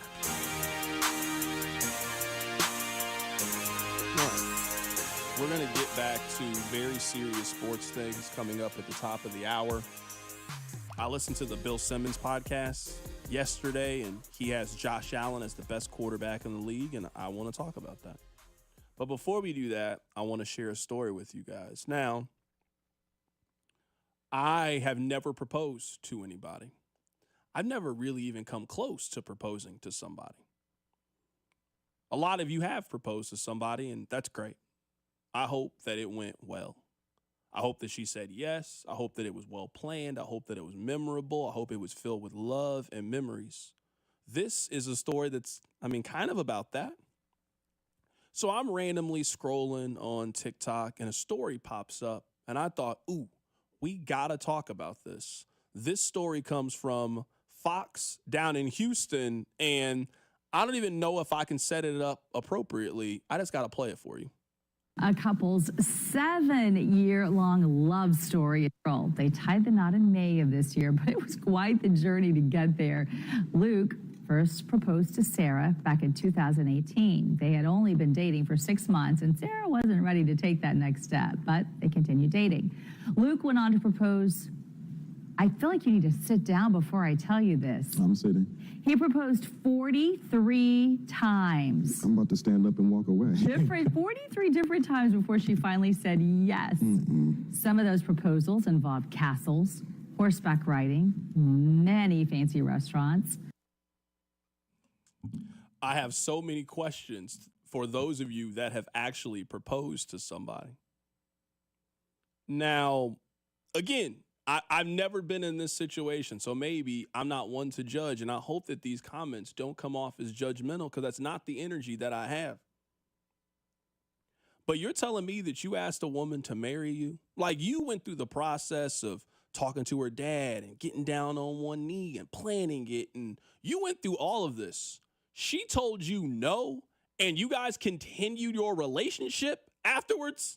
I feel like once you are ready to make that commitment, and then you have your hand out, and then you were waiting for her to put her hand out, and you guys are going to meet in the middle, and she says, I don't know about this.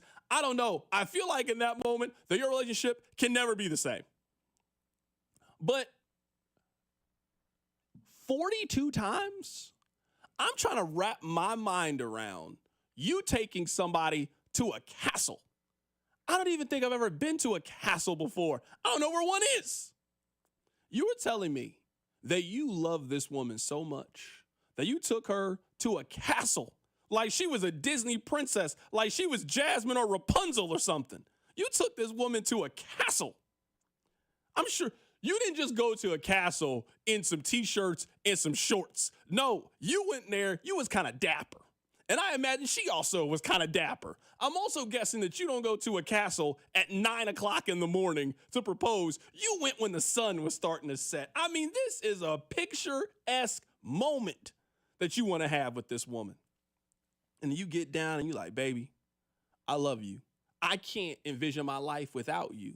I want to be with you. I love you. I cherish you. And I want to spend the rest of my life with you. Will you marry me?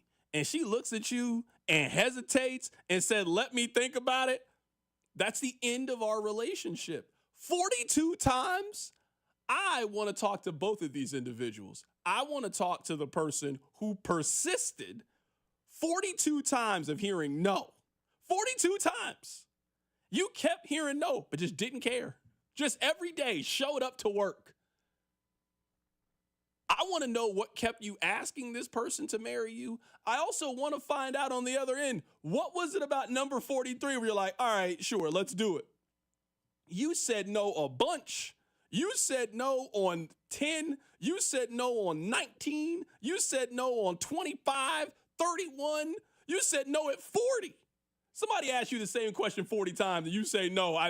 It's safe to think you really don't want to do it. And then finally at 43, like, what did he do? What did he say? Was this the same ring every single time that you proposed? I have so many questions. This is a movie. This is a documentary. Is this relationship going to work? Rob, I need your help here. You're somebody who's proposed just one time, I believe. I mean, maybe you proposed multiple times. I don't know that. But my understanding is you proposed the one time. She said yes the one time. You then got married the one time. That's not their love story. Take me through the understanding. Maybe some of you have been through this before. I don't know how you move forward with somebody who tells you no after the first time. She told you no 39 times and you kept being with this woman. That doesn't make any sense to me. So it makes absolutely no sense to me.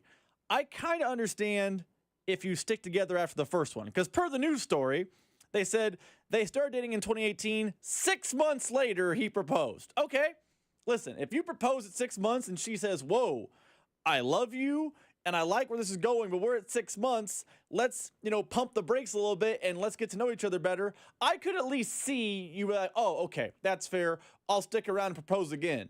Times 2 through 42 make no sense to me. How is she saying no and you're sticking it out? And it's the castle aside. There was a hot air balloon. There was multiple fancy dinners. I mean, this couldn't have been a cheap endeavor. He must be in deep debt just to propose. And we haven't even gotten to the most expensive part yet, which is the wedding. I kind of understand time one. I do kind of get that one from the woman's point of view. 6 months is a little bit jump the gun-ish. But times 2 through 42, just what are we doing here? Somebody said that proposing 6 times every year for 7 years is prime Kobe shot selection. I mean, again, I'm not here to be judgmental. If they're happy in their relationship, then great. Then good for them. That's all that really matters. As long as you're happy and she's happy, it doesn't matter what my commentary is. I just want to understand, like, hey, did you ever think this was going to happen for you? Did you ever think this? My boy, she said no to you 40 consecutive times. Like, you have done everything. You've gone to Aruba. You have been here. You've been there. You've proposed in every single situation. You have shown, if there's anything that you've shown her, it's persistence. You want to talk about ride or die? You've been riding, my boy. She said no to you 40 consecutive times. And you just kept pushing through it. Just didn't care.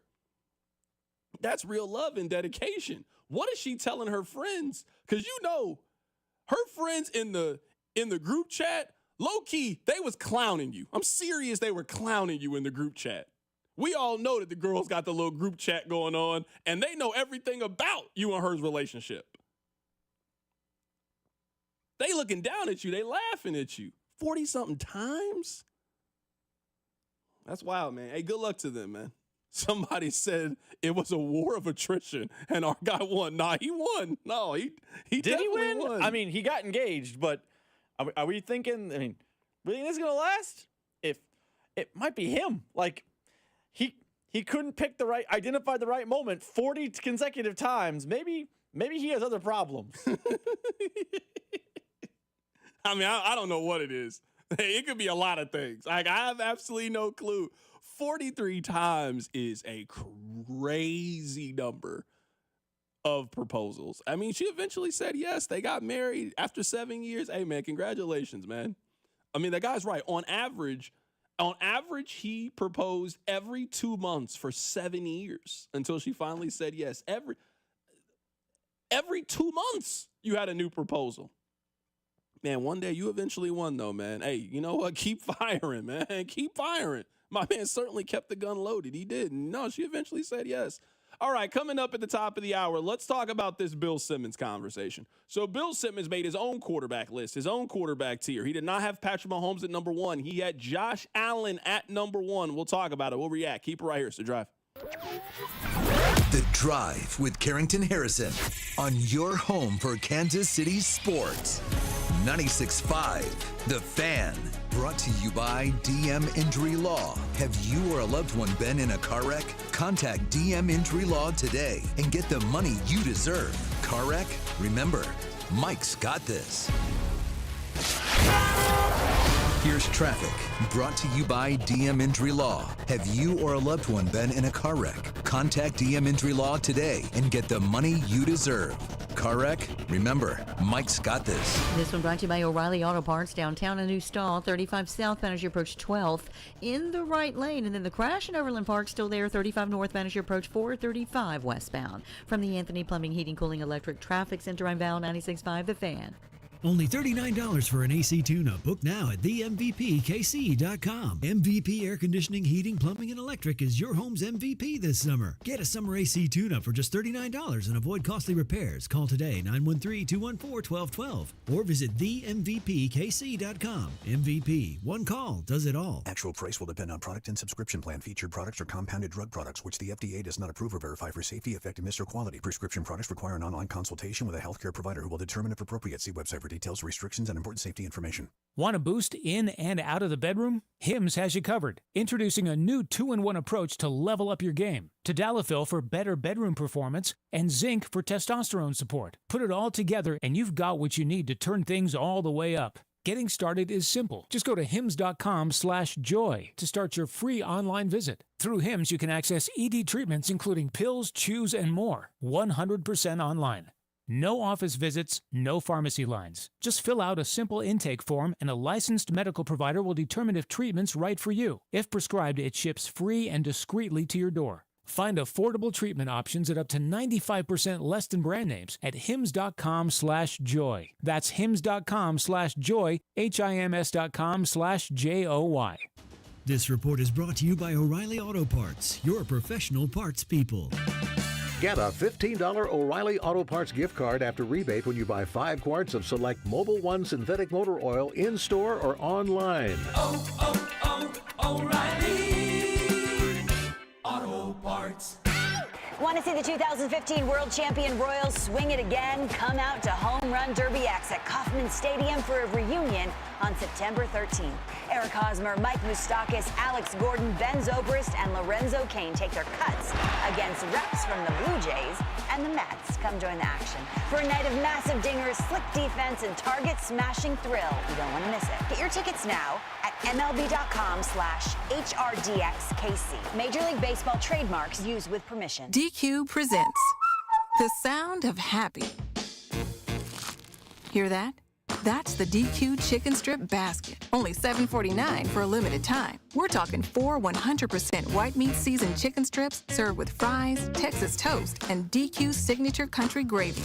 Yeah, you heard that right. For crunch time and no time, it can only be the DQ Chicken Strip Basket. Just $7.49 for a limited time. Get it delivered in the DQ app. Happy tastes good at participating locations. It's not too late to enjoy your summer with a new or improved deck. Go to PowellExteriorsKC.com to schedule a consultation today. Get your free estimate now, and you could be enjoying your new deck or patio in a matter of weeks. You are one click away from your best summer ever. This is Dana Hughes. In Kansas City football, we honor tradition, but we always look forward to what's next. That's why I'm all in for Flight by Yingling. It's brewed by the oldest brewery in America, but built for today. 2.6 carbs, 95 calories, crisp, clean, and full of flavor, just the way a light beer should be. It's got the legacy and the stats to back it up. Flight by Yingling, the next generation of light beer and the official beer of Dana Hughes.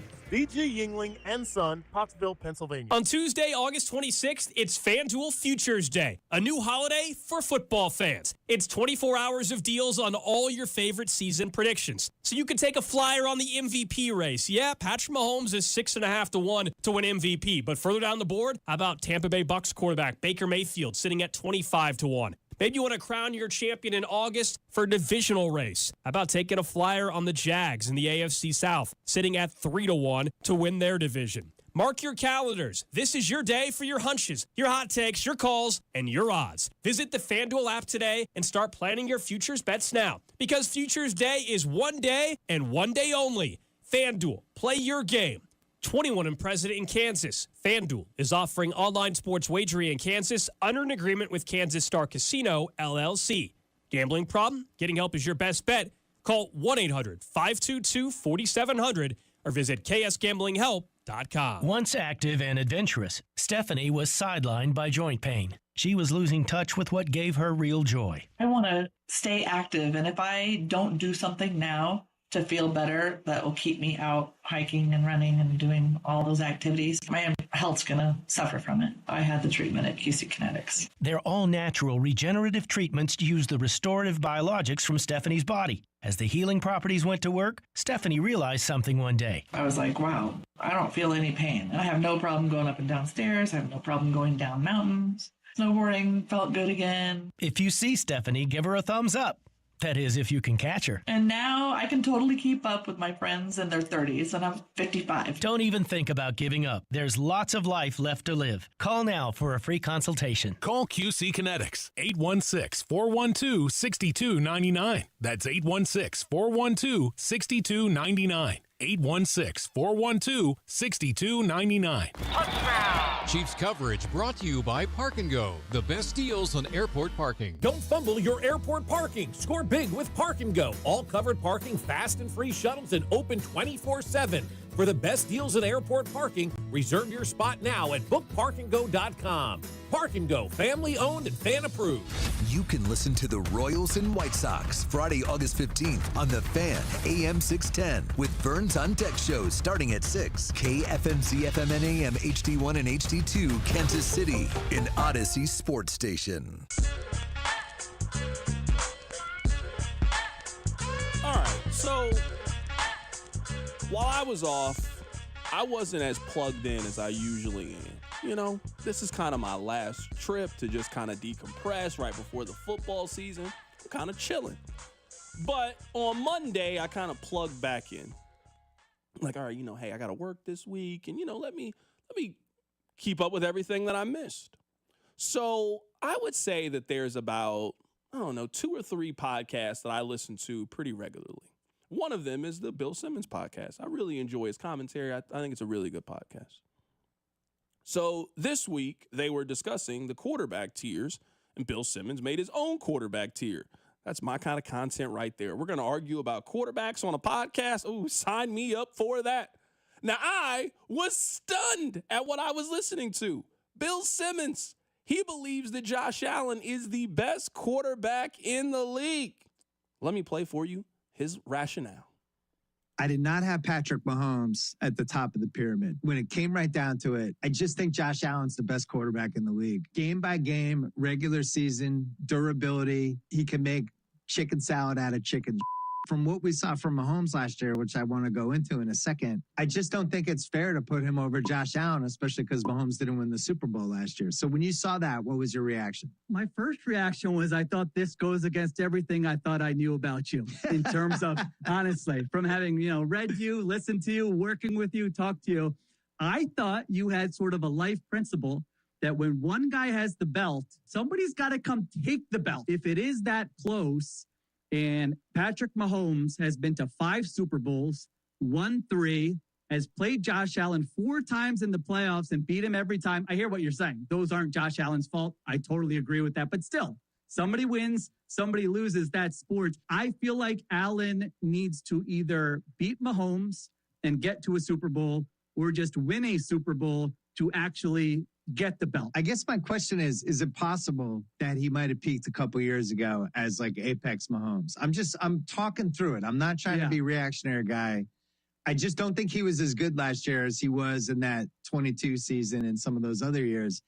I mean, that's the last thing is something that we've talked about on this show. Now, I've given you my answer for this. I think explosive plays come from explosive players.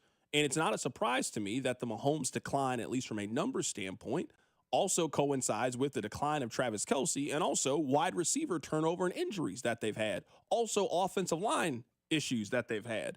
They just haven't had the infrastructure and weapons in place for Mahomes to kind of put up those big numbers. The other quarterbacks that are putting up big numbers, they just have a much better infrastructure in place than what I think Mahomes is. But that's not really my point. This is what surprises me about this conversation and why I'm adamantly against the belief that Josh Allen is the best quarterback in the league. I don't think that you can be named the best quarterback in the league based off what happens in September or October football games. That's not how greatness is defined in your sport or in your profession. You can't in one breath say, well, I can't say Mahomes is the best because they didn't win the Super Bowl, and then say, but I think Josh Allen is the best, who lost to Patrick Mahomes in the game to go to the Super Bowl. I don't know why this is the case. I don't know where this stems from, but there is not a player in American sports who gets more credit for who gets more credit for shoulda or narrowly than Josh Allen does.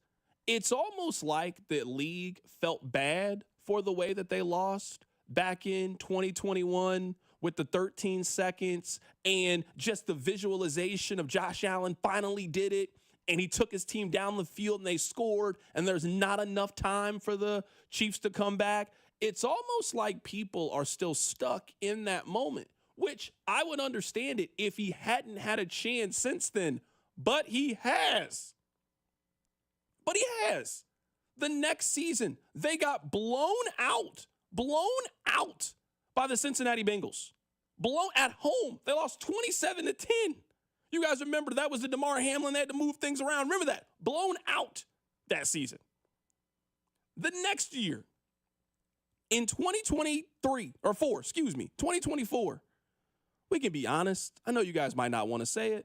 That was a down Chiefs team. That wasn't a great Chiefs team by any means. I know they won the Super Bowl, but that Chiefs team had problems the entire season. We talked about those problems. That was not a great Chiefs team. They had to go on the road to Buffalo and Baltimore. You remember this was a big deal. Mahomes finally has to go on the road. What is he going to do? How is he going to showcase it? Buffalo was all excited. Taylor Swift is there. They were going to break her heart right there in front of her. Fast forward to the end of the game. It's a close slobber knocker kind of game, as they usually are in the postseason. And now it's time for you to show and prove.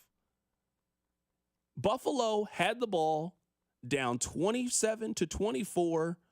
Josh Allen and the Buffalo Bills are taking the field. 1st and 10 on the 20-yard line with 8 minutes and 23 seconds left in the game at home. You got to figure out a way to score a touchdown. You got to figure out a way. You got to figure out a way to end the Kansas City Chiefs. We make the analogy about Zombieland on this show. You got to double tap the Kansas City Chiefs. You have to leave no doubt. That's what Tampa Bay did in the Super Bowl. They left no doubt. That's what the Eagles did. You're not beating the Chiefs on the scorecard. You need to knock them out. Buffalo, this is your chance. You guys think you're ready. You're at home. You got the better quarterback. It's your time. They went down the field. Fast forward. It is 1st and 10 from the 27-yard line. They've been moving the ball. This drive started 1st and 10 on the Buffalo 20. They're now at the Kansas City 27, 1st and 10 with 2 minutes and 40 seconds left and 2 timeouts in the 2-minute warning. If you're the best quarterback in the league, you got to score here. It's that simple. You got to score here. Buffalo gets 1 more yard in that game. They kick a 47-yard field goal from Tyler Bass. He misses it. They're eliminated from the postseason. You had your chance. Kansas City, wobbly. It's time to finish him. I'm not talking about a leg sweep. I'm not talking about even an uppercut. I'm talking about fatality in the Kansas City Chiefs. Buffalo couldn't score. And I know that offseason, Josh Allen is thinking, man, if I get another chance at them, I'm not going to miss my opportunity. He's sitting there watching his wife. She's all filming centers. He's probably thinking Patrick Mahomes is the real center. I'm going to get my opportunity against him. I'm tired of losing to him. Well, what do you know? The beautiful thing about sports is there's always next year. Buffalo had the same opportunity last year. It is 32-29. Buffalo gets the ball with all 3 timeouts and the 2-minute warning in the fourth quarter at 3:33. This is the opportunity to end Kansas City.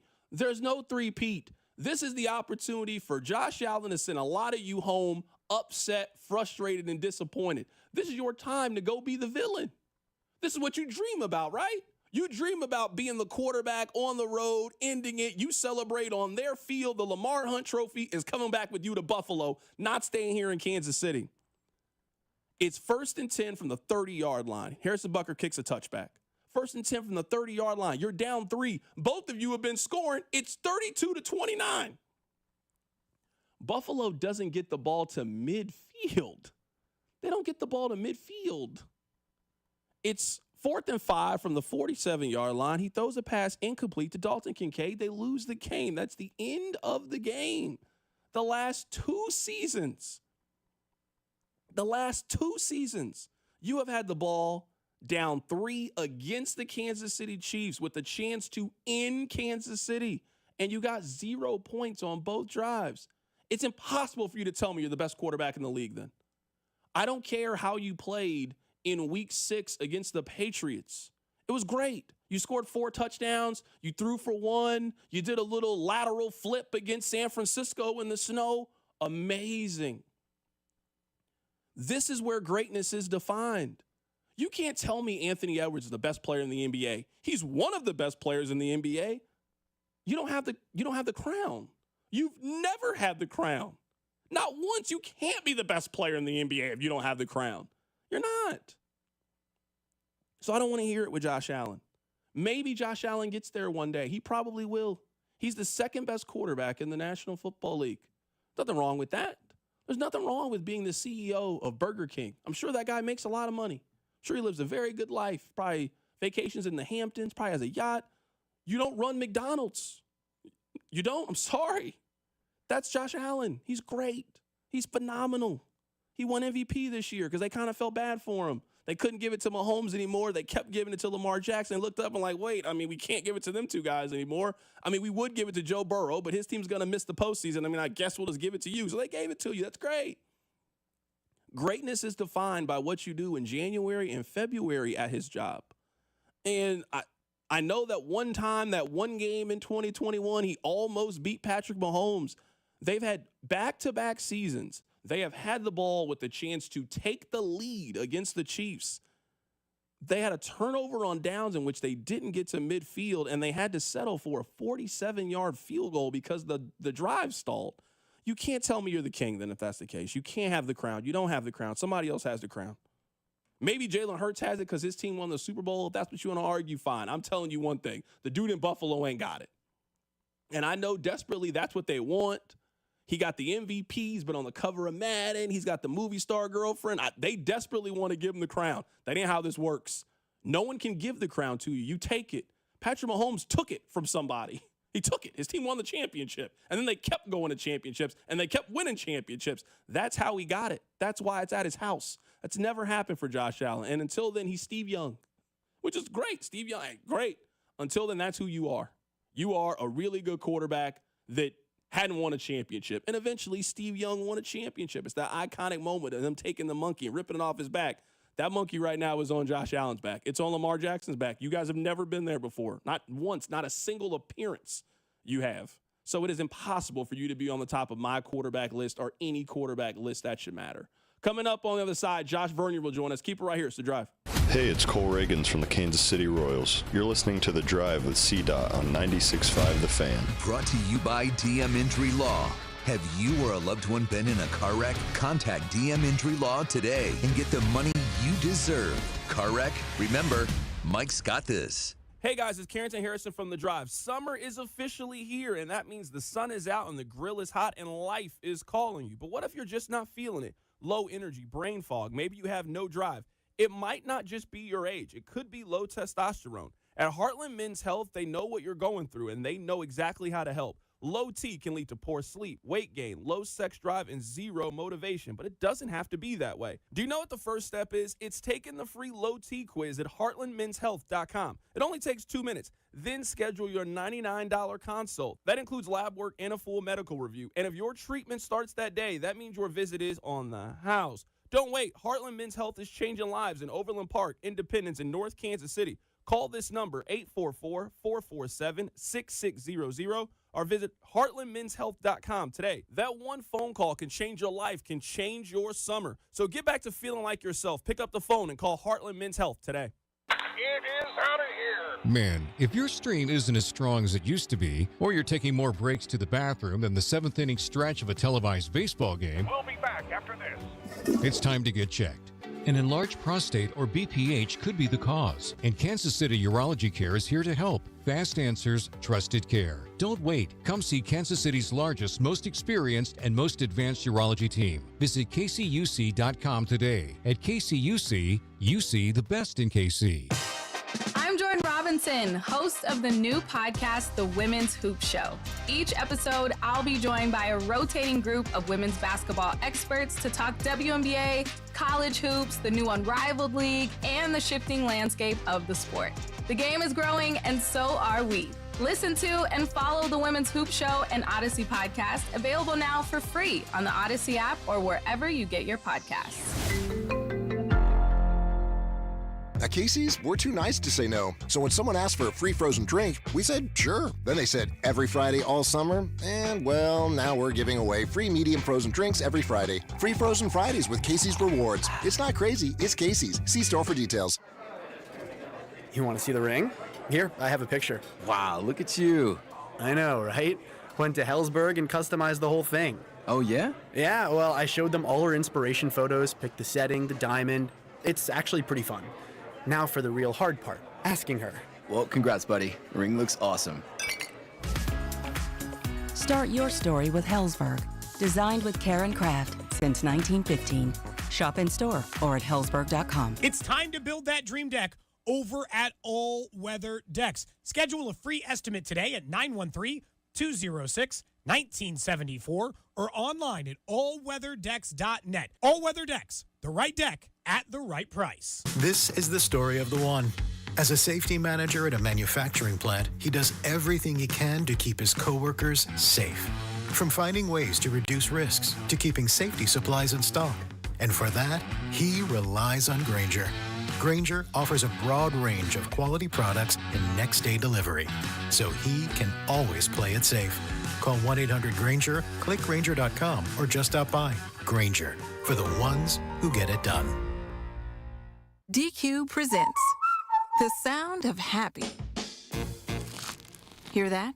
That's the DQ chicken strip basket. Only $7.49 for a limited time. We're talking 4 100% white meat seasoned chicken strips served with fries, Texas toast, and DQ signature country gravy. Yeah, you heard that right. For crunch time and no time, it can only be the DQ chicken strip basket. Just $7.49 for a limited time. Get it delivered in the DQ app. Happy tastes good at participating locations. Hot damn! Twisted Tea Hard Iced Tea just got harder with Twisted Tea Extreme. Twisted Tea Extreme is made with real brewed tea, goes down smooth, and an 8% kick of alcohol. Dial up the fun with Twisted Tea Extreme. Keep it twisted. Twisted Tea Brewing Company, Cincinnati, Ohio. Please drink responsibly. Hey, hello. Listen to my voice talking to you about the new Old Spice NFL collection at Walmart. Now listen to my smell. I smell like NFL stars Jared Goff, CeeDee Lamb, Saquon Barkley, CJ Stroud, and George Kittle. I smell like greatness. Why? Because I'm wearing Old Spice's new NFL collection. How can you put the greatness of the NFL into a smell, you ask? You can't. But Old Spice can, and they did. Smell like Suntown and Speed, Driftwood and Drive, Sea Tides and Toughness with the Old Spice NFL collection available at Walmart. Smell like the greatest smell in the NFL with Old Spice. Check engine or ABS light on? Take the guesswork out of your warning lights with O'Reilly Veriscan. It's free. Ask for O'Reilly Veriscan. O'Reilly Auto Parts. Here's traffic, brought to you by DM Injury Law. Have you or a loved one been in a car wreck? Contact DM Injury Law today and get the money you deserve. Car wreck? Remember, Mike's got this. This one brought to you by O'Reilly Auto Parts. Downtown, a new stall, 35 southbound as you approach 12th in the right lane. And then the crash in Overland Park still there, 35 northbound as you approach 435 westbound. From the Anthony Plumbing, Heating, Cooling, Electric Traffic Center, I'm Val, 96.5 The Fan. You're listening to 96.5 The Fan from the Mission Plumbing, Heating, and Cooling Studios. Hey Kansas City, it's Bobby Witt Jr. Welcome into The Drive with Carrington Harrison on your home for Royals baseball, 96.5 The Fan. Let's head to the phone lines right now to be joined by our next guest. He is our Royals insider, overall swell individual, lover of many things. Josh Vernier joins us on the show today. Vern, how you doing today, my man? Terrific. How are you? I'm doing great. Are you getting $1 hot dog today? I mean, with the Royals Nationals on a Tuesday, I mean, the number one draw is $1 hot dogs today. I can't really think of another reason why you'd be out there today other than it's dollar night. Yeah, unless this was the only ticket the old man could get, so you could get a front row seat to see Bobby and Salvi. Yeah, I'm with you. You come for the hot dogs. You also come, the giveaways have been pretty good this year. I think they're giving away a Royals soccer jersey with a team up with the Current. So, yeah, solid giveaway, $1 for a hot dog. It's not a billion degrees out here, and Bobby is in the lineup. Michael Waka's on the hill, your big-time favorites. So you should see a Royals victory, too. All right, this is where I would like to start. And the text line was getting on me earlier about being negative with the Royals. And I assure you, I'm not trying to be negative about the Royals. But I feel like if we go back and we find our commentary after 25 games, after 40 games, after 50 games, etc., it's kind of all been wrapped in the same thing. Hey, this team has been treading water. If they can get the offense online, hey, this team can really make a run. Tonight is going to be the 120th Royals game. They have, 25% of the season left. I think we just kind of know what the Royals are at this point. And I'm not saying you got to completely bury them, but I just think the Royals are fine. And for most of my life, and I know you haven't been here as long as I've been here, you've been here enough, the Royals just haven't had many fine seasons. They've either been a championship team or the worst team in baseball. They're just a 7-9, 8-8 football team. Sometimes that happens. I feel like we have enough data points to kind of know that's what the Royals are this season. Yeah, to go along with your NFL analogy and what this team is, you mentioned they play game number 120 tonight. For an example, where we are in the baseball season, the NFL equivalent would be the 13th game of the season. You're approaching halftime. So I think that makes the Royals a 5-7 football team that's in front heading into halftime. Listen, if you're, you know, if you're the Denver Broncos, you know this better than I do. If you're the Tennessee Titans and you're 5-7 and you lead at halftime in Week 13, hey, it's been a pretty good season. But if you went to the playoffs last year and you're 5-7 in Week 13, it's been a disappointing season. Now, I think how you react to that 5-7 starts in Week 13, I think reflects how you feel about your team and your franchise. If you hear that the football team is 5-7, that the Royals are 59-60 and basically 5 games back of the New York Yankees, it doesn't make you negative to point out that it's likely not in the cards for the boys this season because, as you mentioned, the things that have hurt them in June are hurting them in August. The things that cost them games in April, cost them games in July, are costing them games as we again approach the final quarter of the season. So, but it also doesn't make you pie-in-the-sky idiot if you are scoreboard watching, if you are following this thing and maintaining hope, because there is hope to have, which in a baseball season, in a market like this, in a league like this, yeah, man, if winter's going to be here soon. All right. The wait to spring training is going to start in the next 7 weeks, right? The playoffs begin 7 weeks from today. And then, yeah, most of us will be distracted by Chiefs football. But for the diehard baseball fans, man, it's a long, boring winter. So, yeah, stay in the fight. Don't wave the white flag if you don't have to. I respect it. But you can also call a spade, and that's exactly what you did. No, it's a below-average team, as evident by their record, as evident by where they stand offensively and defensively and on the base paths. Really, everything outside of their starting rotation screams, we're not a bad team, but we're not a good team either. Yeah, I just feel like so much of this conversation, I think you and I are on the same page here, is just predicated on them just being exceptional. Like, that's what we're talking about now at this point. In order for the Royals to make the postseason down the stretch, they need to be exceptional because you have to play above 500. You kind of have to win about 86 games. I think that's kind of where the barometer is of where you need to be if you're realistic. And they need help. Yeah, like if you're going to do that, and you're right, like you also need a couple of other teams to struggle while you play exceptional. Like it's more than just being back 4 games. It's the combination of all of those things. So I'm fine if they don't make the playoffs. I think it's a lot of it about how do you position yourself, how do you get healthy, and what moves do you need to make for 2026. But let's focus in, I guess, on the remainder of this in the last 40 or so games that they have. What are you looking for? What do you want to see from the Royals for the next month and a half? Oh boy, that's a good question. You know, I could say the same things that like we're discussing, man. You know, I could say the same things as I did in April and May and June, and you know, Bobby, Vinny, and Salvi, and quality at bats and a well-rounded brand of baseball. But if you're not making the playoffs, it doesn't matter. Right? This isn't 2019 or 2012 where, hey, did you see what Mondesi did in September? Can you imagine what he can do for a full 162? So really, you know, outside of finding that magic, being elite, getting red hot over the course of these final 43 games, which, again, there's absolutely no evidence to believe that's going to happen. You know, outside of watching for magic and historic finish to the season, I think it starts with Ryan Bergert, the 25-year-old you acquired for Freddie Fermin last week at the deadline. Watching him, you know, that's a guy that can really make you dream, right? Bergert and Cameron in the rotation for the next half decade. It also makes you dream about what J.J. Piccolo can do for this team continuously moving forward if he really went 3 straight trade deadlines of Cole Reagans, Lucas Erceg, Ryan Bergert. So I want to see how this kid finishes. I want to see what Bailey Falter does with the help and guidance of this outstanding Royals pitching department. Jack Caglione, of course, he's starting his rehab assignment tonight in Omaha. We'll see how long that lasts. It's more than just coming back from a hamstring injury. It's also trying to find your stroke, trying to find some confidence.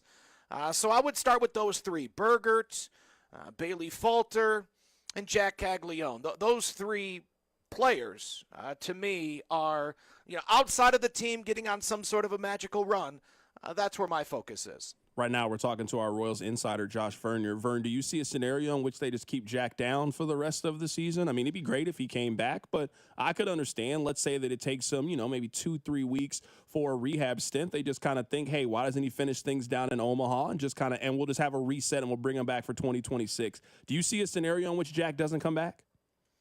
Yeah, I mean, it's possible, certainly. You know, the Omaha season finishes up about a week and a half, I want to say, or 1 week before the big league season wraps up. So, you know, maybe you get the final 2 weeks. But hey, if he starts raking, maybe not this week, next week, but you know, if you see a solid 3-week stretch, you know, September 1st, I would expect Caglione to return. Right now, we're talking to our Royals insider, Josh Vernier, joining us on the show. I do want to talk about Berger for just a little bit more. I've been encouraged by what I've seen from him so far in his first handful of starts. What have you seen from him? How do you want to see him grow as time progresses? Well, you know, what stands out to me is his almost laconic nature up there on the mound. I mean, it's very Cole Reagans-esque where, I mean, you're wondering, does that dude have a heartbeat? You know, there's just no emotion on the face. There's no real demonstrative actions from his, you know, body language. So, you know, for a guy that's only made 8 starts to come to a new team, you know, teaming up with a catcher that you don't know. I have no idea who this guy is. I don't know any of my teammates, any of these coaches. I'm pitching at Fenway Park. Everybody's rooting against me. For him to go out and just execute, put the glove up, I'll hit. I'll hit it wherever you put it. To showcase that kind of command and that type of composure, boy, what a piece of clay for Brian Sweeney in this pitching department. A good fastball, again, confidence, composure, a couple of nice sliders, right? A slider, a sweeper. To see what they can do with him. Not only that, but also what Ryan Burgard can learn from Seth Lugo and Michael Wacha over the course of these final few games and also over the course of this offseason going into spring training. No, man, you look at what this pitching department has done for Cole Reagans, for Michael Wacha. Guys come to Kansas City and get better.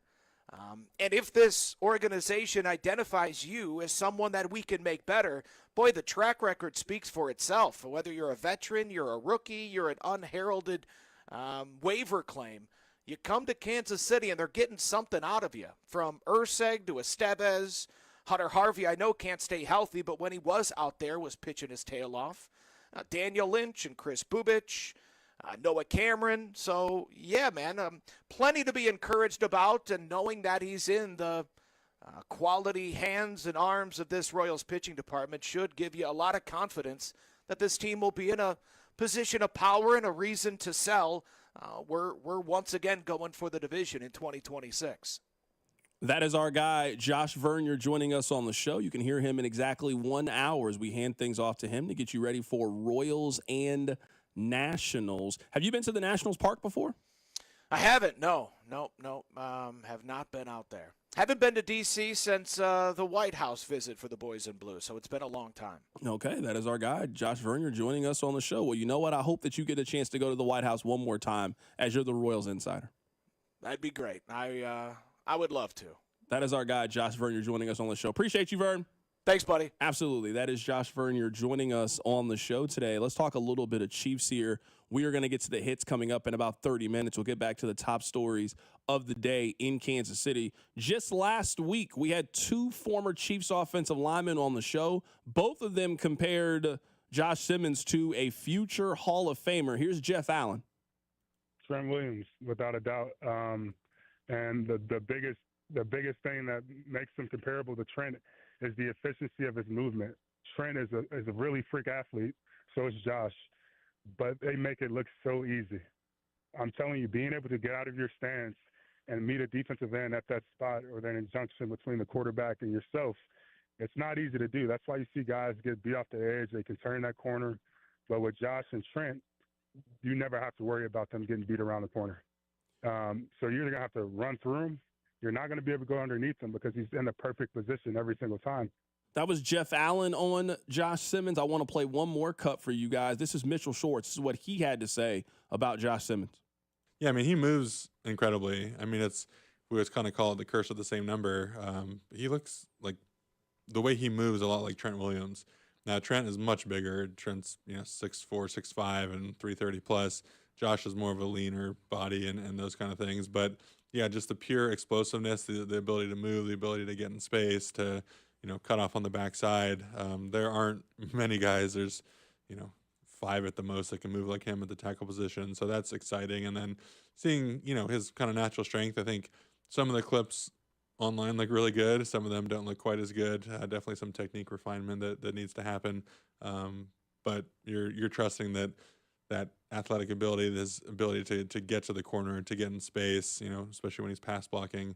So that was Mitchell Schwartz and Jeff Allen. That was them on the show last week talking about Josh Simmons. Obviously, very heavy praise for Josh Simmons. We got our first chance at a somewhat extended look going up against the Arizona Cardinals. I thought he looked pretty good in his first bit of action. Rob, what did you think? What did you see from Josh Simmons? So I'll be the first to admit that a lot of my opinion on Josh Simmons is built from – I watched – Jeff Schwartz counts as friend of the show, too. I know Mitch is, but Jeff's also a friend of the show. We count him. So Sunday morning after the Chiefs-Cardinals game, I will be the first to admit you can't really check the stats as well as for left tackles you can, say, a wide receiver, running back, quarterback. So I delved in.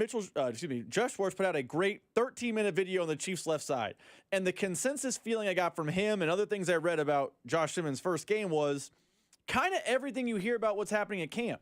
There have been there were some technique issues. You heard Mitchell Schwartz say it there. There were some fundamentals he wasn't great at. Jeff Schwartz, in the video I watched, said he was late to punch at times, to get very O-liney. But the athleticism is freak show. So I think after the first game, I walked away not like, wow, the Chiefs have their left tackle, but I wasn't down on him. I just kind of felt like that's fine for a first go at NFL speed for about a quarter of football. If he did that over the course of a 17-game season, I don't think Chiefs fans would be in love with him, but I don't think they would have a situation they have to bench him. There was a lot of good. The athleticism is there. He did a good job standing up against the rush. There were positives to be had. There are also times that people who cover tackle play and know tackle play far better than you and I were saying, oof, there's some technique issues. And maybe a pass rusher better than whoever the Cardinals had out there could take advantage of that. But for a first chance, get your feet wet before he throw you in the deep end, I had no real concerns or problems with Simmons. I also wasn't blown away by Josh Simmons. Yeah, I would say that my biggest takeaway kind of from week one of the preseason in general, it's mostly, you get your first chance to see the young guys. And obviously there's been a lot of talk about Shedeur Sanders. It makes sense, quarterback. He was the most polarizing prospect of the draft process.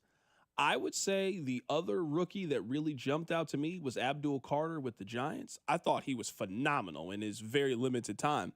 And then it got me thinking, man, there's no easing into this thing for Josh Simmons. Like, you think about the first month of the season and the pass rushers that you were going up against. Like, you're going up against some high-end, high-level pass rushers that first month of the season. But I'm with you. I think there are a lot of reasons to be encouraged by what you saw from Josh Simmons in a very limited sample size. Understand that there is room for growth, and that's natural given his experience or inexperience in how many reps that he's gotten. But also understand, hey, you got about a month to kind of get ready here before you kind of get thrown into the deep end of the pool. I probably came away, honestly, with maybe more questions about Kingsley Suamataia than anything, and are we 100% certain that he's going to be the left guard in week 3? I mean, I think he'll be the left guard in week 1. That doesn't necessarily mean that he'll be the left guard by the end of the month. And if there is anywhere that I could see the Chiefs potentially making a change or be willing to do something different, I could see it being putting Jalen Moore over at left guard and then moving Kingsley Suamataia to the bench. But I agree with you for the most part. I thought that Josh Simmons held his own. I thought he performed really well. And I thought he validated a lot of the hype that we have heard about him so far at camp. You got to string good days and good performances together. But there was nothing that happened this weekend that should make you feel less about Josh Simmons than you did before they took the field against the Cardinals. I feel like it was kind of status quo. Now, if you were a person, me and you were probably not these people, that were going out to camp and being like, man, the Chiefs found Willie Roaf. You may have been disappointed, but if you had reasonable expectations this year for Josh Simmons, there was nothing about game 1 that made you upset.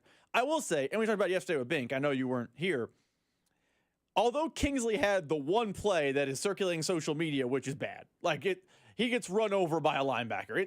It's real bad. The clip is out there. Kingsley looked bad in that play. You listen to the same people that talk about offensive line play in the league, the people that I trust on offensive line play, Jeff and Mitchell Schwartz. These guys know more about offensive line than me. I will be the first to admit that. They said Kingsley had those 2 really bad reps that I mentioned. But overall, he was also fine. Like, he at times struggled, but he at times looked better. And for a guy who played left guard one time ever in the NFL and a guy who has never played a single NFL snap, I walked away, hey, there's reason for belief in that left side, but also I think the Chiefs have backup plans on that left side. But definitely Kingsley had the lowest of lows in that game, but I think his overall sample size was just also fine. Yeah, I would say that for the most part, I would say that it kind of confirmed, I would say, the good I feel about this team and the very limited, I guess, bad of how I feel about this team. Like, if you look at their cornerback room, I think for the most part, their cornerback room and that secondary, I thought played pretty well. I thought Noel Williams was really good. Jaden Hicks got the interception. I thought Christian Roland Wallace, I thought that he's played well. I think we've talked about how deep that tight end room is. Robert Tonyan made a couple of decent catches in this one. I think he's a guy that's trending to end up being that third tight end. And if an injury happens, I don't think you feel bad with Robert Tonyan being able to step in a limited role. I mean, we've seen him with other teams in the league. He's a guy that can certainly help you if need be. I thought Joshua Williams has played well. And then I would say some of the negatives, I think those are things that we kind of thought from the very beginning of this process. How deep is their offensive line if an injury or two happens? You know, I've had my questions about the running back room and if an injury happens, and did you do enough in the offseason? I mean, you didn't really take a lot of swings, a swing at all, to try to improve this. You brought in Elijah Mitchell. He's a guy that we haven't talked about nearly at all in this training camp portion. And Brashard Smith, I don't think he really wowed you and really dazzled. So I would say more than anything, this was kind of a confirmation of a lot of the things that I've already felt, but I also don't think that's a bad thing. You know my saying, not really much good can happen during preseason, especially for a team like Kansas City. We're not talking about a team that's starting a young guy or has a quarterback going into his second year that you want to see the growth and development. No, we're talking about a team that we know the roster, we know the key pieces, they return a lot of players, and they have Super Bowl aspirations. August can only be a negative for you. It can't be a positive. You can end up losing somebody, an injury happens. We've seen that happen with a couple of other teams.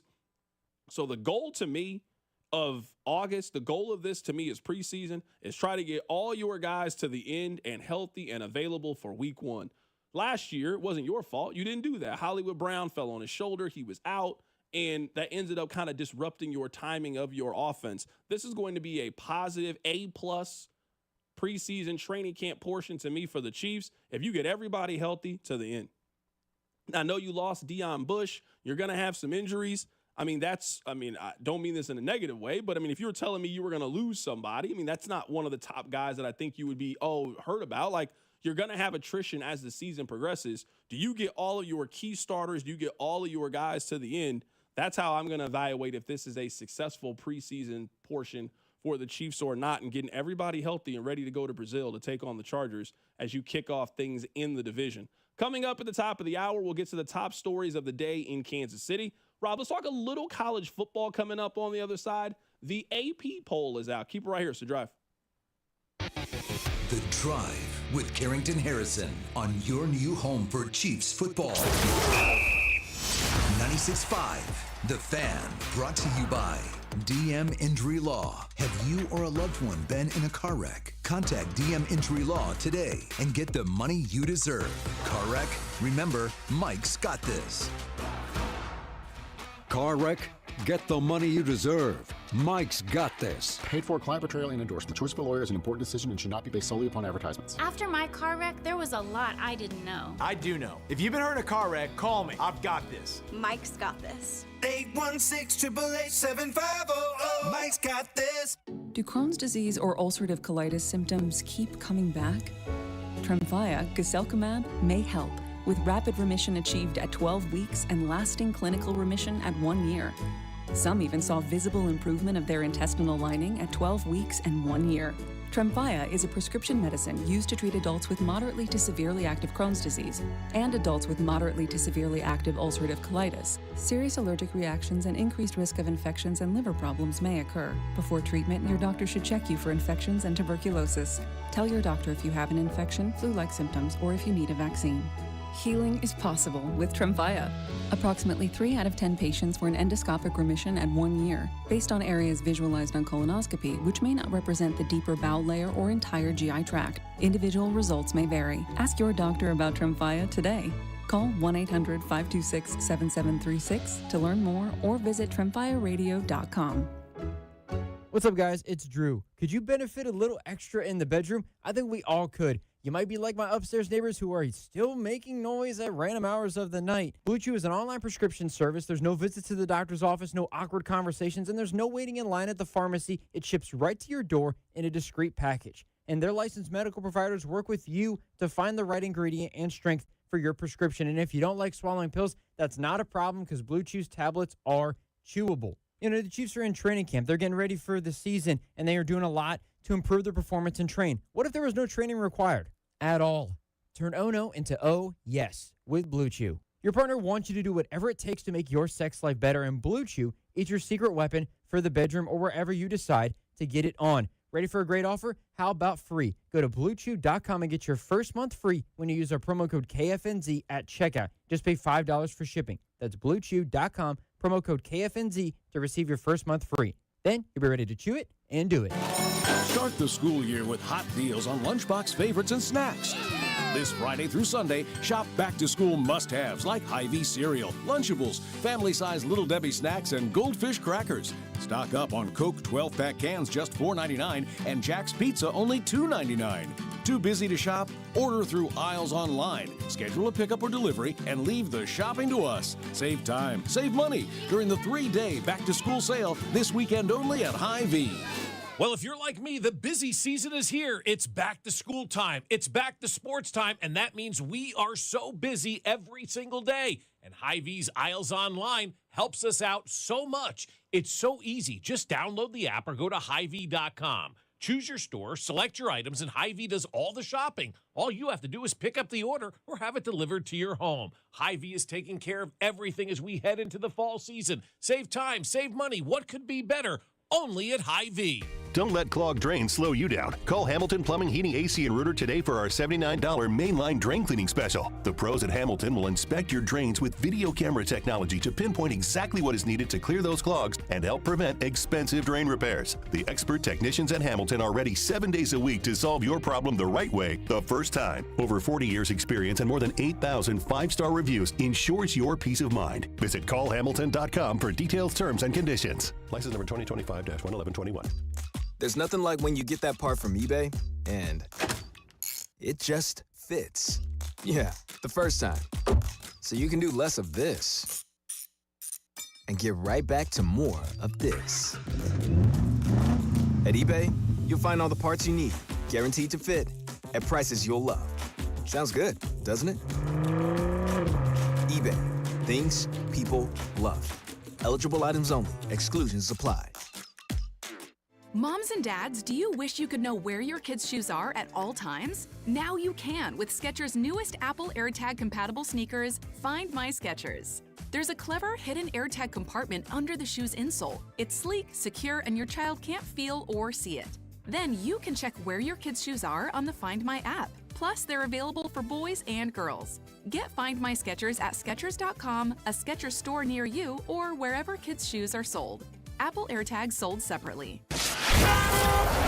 Here's traffic, brought to you by DM Injury Law. Have you or a loved one been in a car wreck? Contact DM Injury Law today and get the money you deserve. Car wreck? Remember, Mike's got this. This one brought to you by DM Injury Law. Downtown still working a stall, 35 southbound at 12th. It is the right lane that's blocked. And then you've got 635 northbound just past Kansas Avenue. 2 right lanes blocked by a 2-car crash. From the Anthony Plumbing, Heating, Cooling, and Electric Traffic Center on Val, 96.5 The Fan. This is 96.5 The Fan, your home for Chiefs football.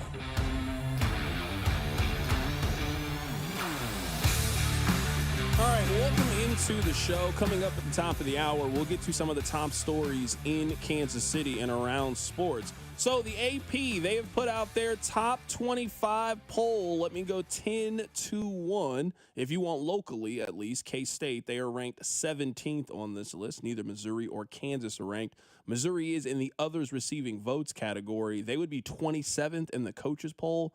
They are ranked 31st in the Associated Press poll. So this is where they have in the top 10.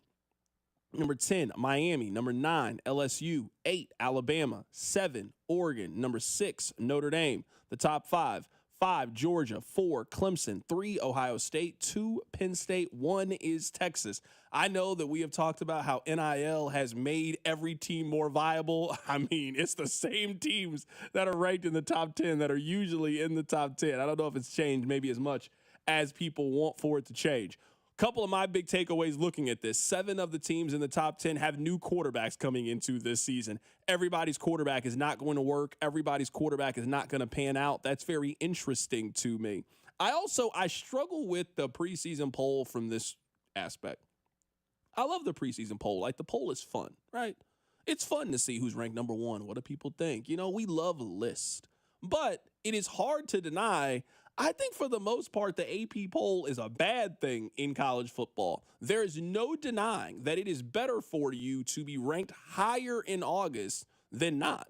it shouldn't be an advantage of what the media feels about you in August and how that shapes our perception with you as a team. If we're going to incorporate the rankings, and the rankings are a factor in who ultimately can win the national championship, then why are we going by rankings that don't matter? These rankings have no bearing on who makes the college football playoff. So if the actual college football playoff committee is not going to be the ones giving us the rankings, why do we still have these other rankings? Now, again, it's fun. I'm not here to take away everything that we love about college football, but we have to acknowledge you are in a much better position if you are Miami or Arizona State than if you are one of these other schools because of what the perception is of you from the very beginning of the season.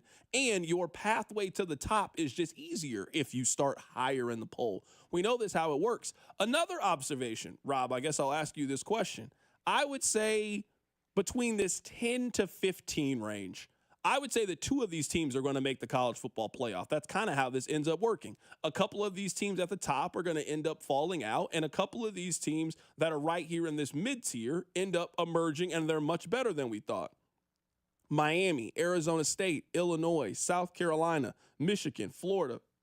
I would say maybe 2 or 3 of those teams are going to make the college football playoff. I believe between South Carolina and Florida, I believe that one of those 2 teams is going to make the postseason.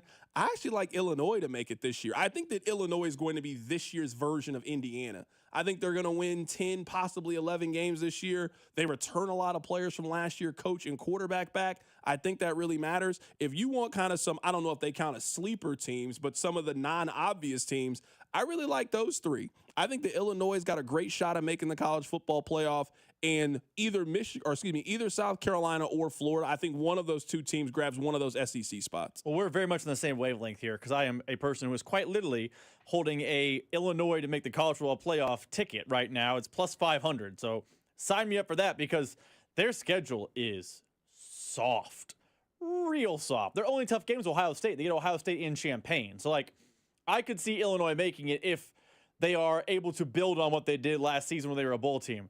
I also, again, same wavelength, I'm all about South Carolina this year.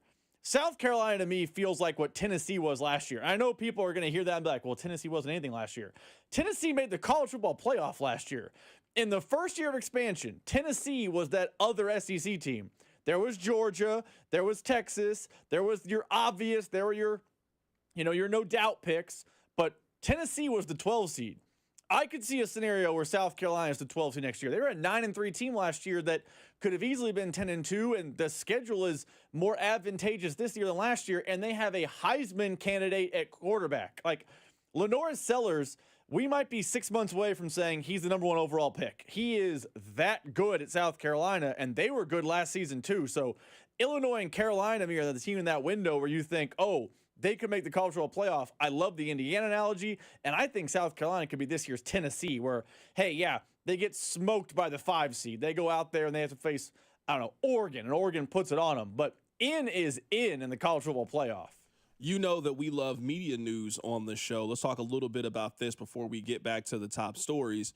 Over the weekend, we saw that the UFC, they signed a massive media deal. I think we all were kind of waiting to see. We saw what WWE is going to do. They end up signing the deal with ESPN. I think we were waiting to see what decision UFC was going to make. I actually thought that the UFC was going to end up going with Netflix, and they were going to end up signing a big deal with them.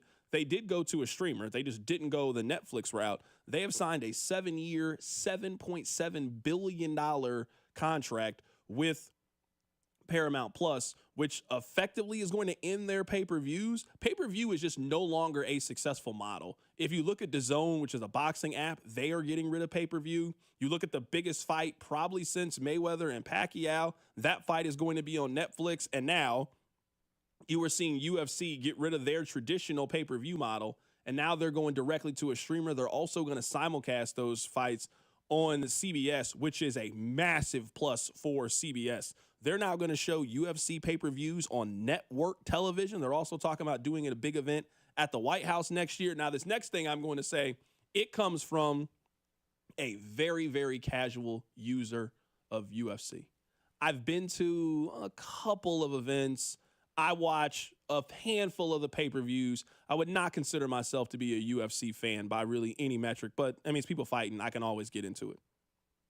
I really think the UFC needs to create a star. They don't have one right now. They don't have a single fighter that I think draws in me, the casual fan. They've kind of had that over the course of the last 10 years or so. That was the personality that Conor McGregor was. I remember the first time I've seen or heard of Conor McGregor, and the way that he talked, his personality, I wanted to see if that guy was the truth. That guy ended up being the truth. They did a fantastic job with Ronda Rousey. Ronda Rousey at one point was on the cover of Sports Illustrated as the most dominant fighter alive. That was the headline that they put for Ronda Rousey. John Jones was one of those people. They've kind of had those people. Again, I'm saying this as the casual. Maybe you guys will tell me there's somebody in UFC that everybody knows. I'm telling you right now, they don't have that individual. And as they are making this move, as they are going to CBS, that's desperately what they need. They need somebody that will get me to tune in and watch it. That's what they need. They need a star.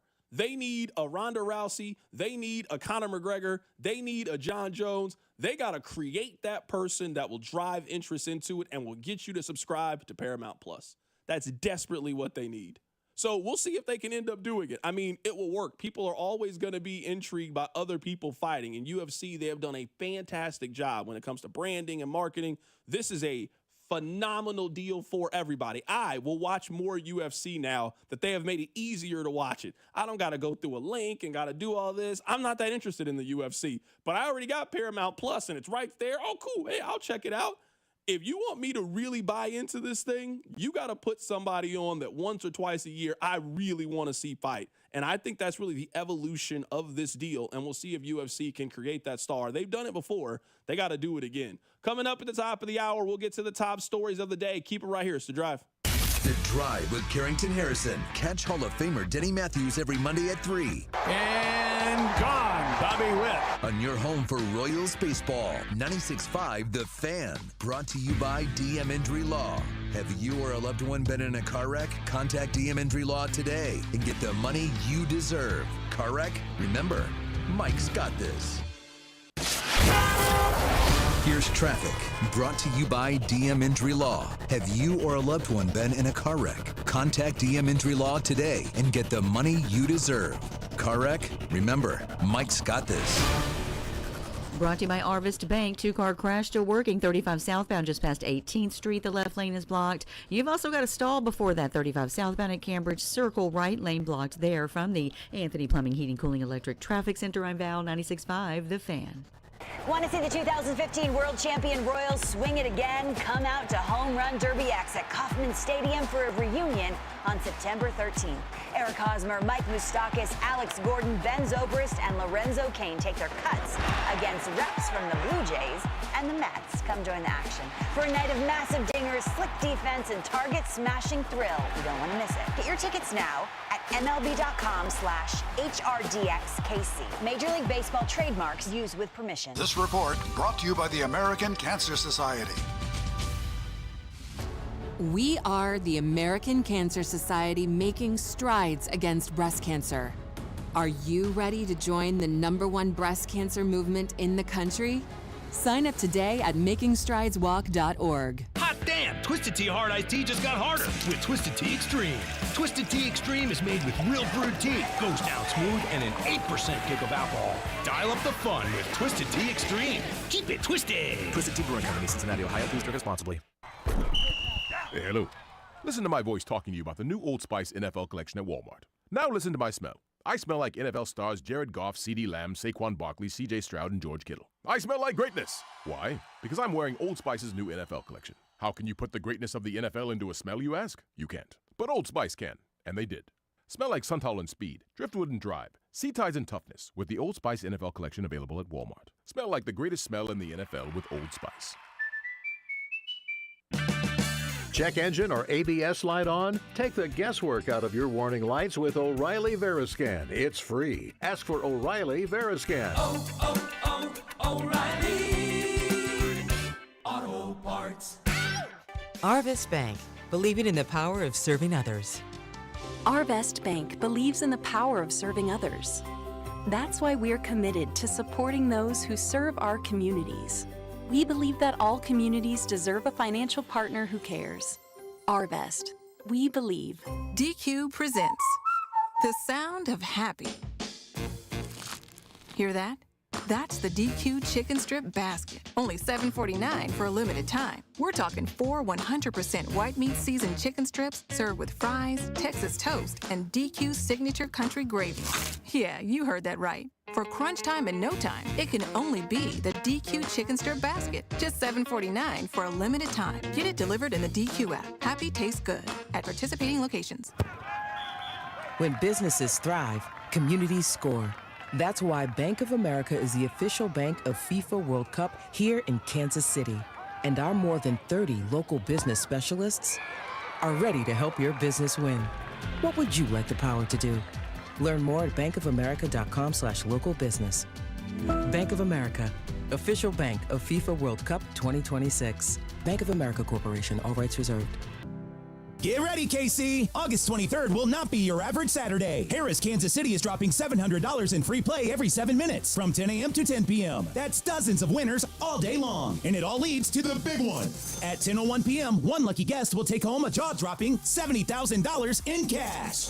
That's over $140,000 in free play and cash flying out the door in just one day. Harris, Kansas City, where the cash keeps coming, and you could be our next winner. Must be 21 or older to gamble. Know when to stop before you start. Gambling problem? Call 1-800-GAMBLER. Men, summertime is here, and that means vacations, summer barbecues, outdoor parties, camping, beaches, and so much more.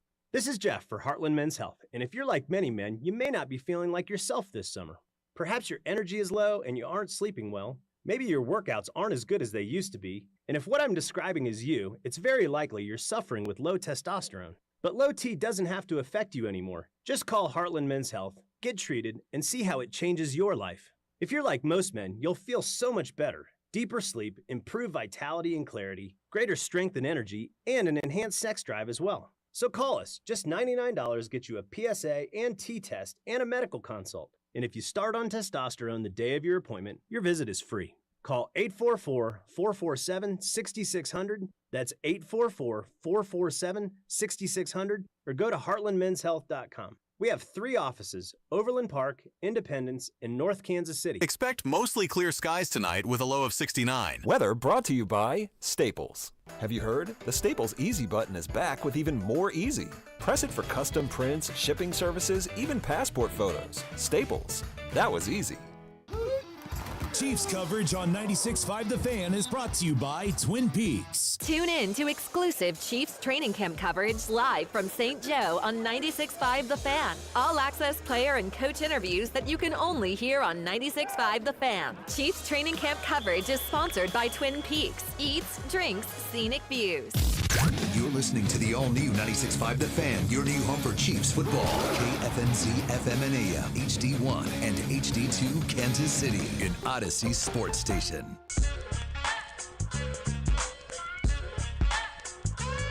Congratulations on getting through your 9 to 5. Thank you so much for listening. It is The Drive on 96.5 The Fan. I want to tell you guys, I don't have any more plans on taking off days from now until the end of the year. It's football season now, in my mind. We got one more weekend without football. Next weekend, K-State plays Iowa State.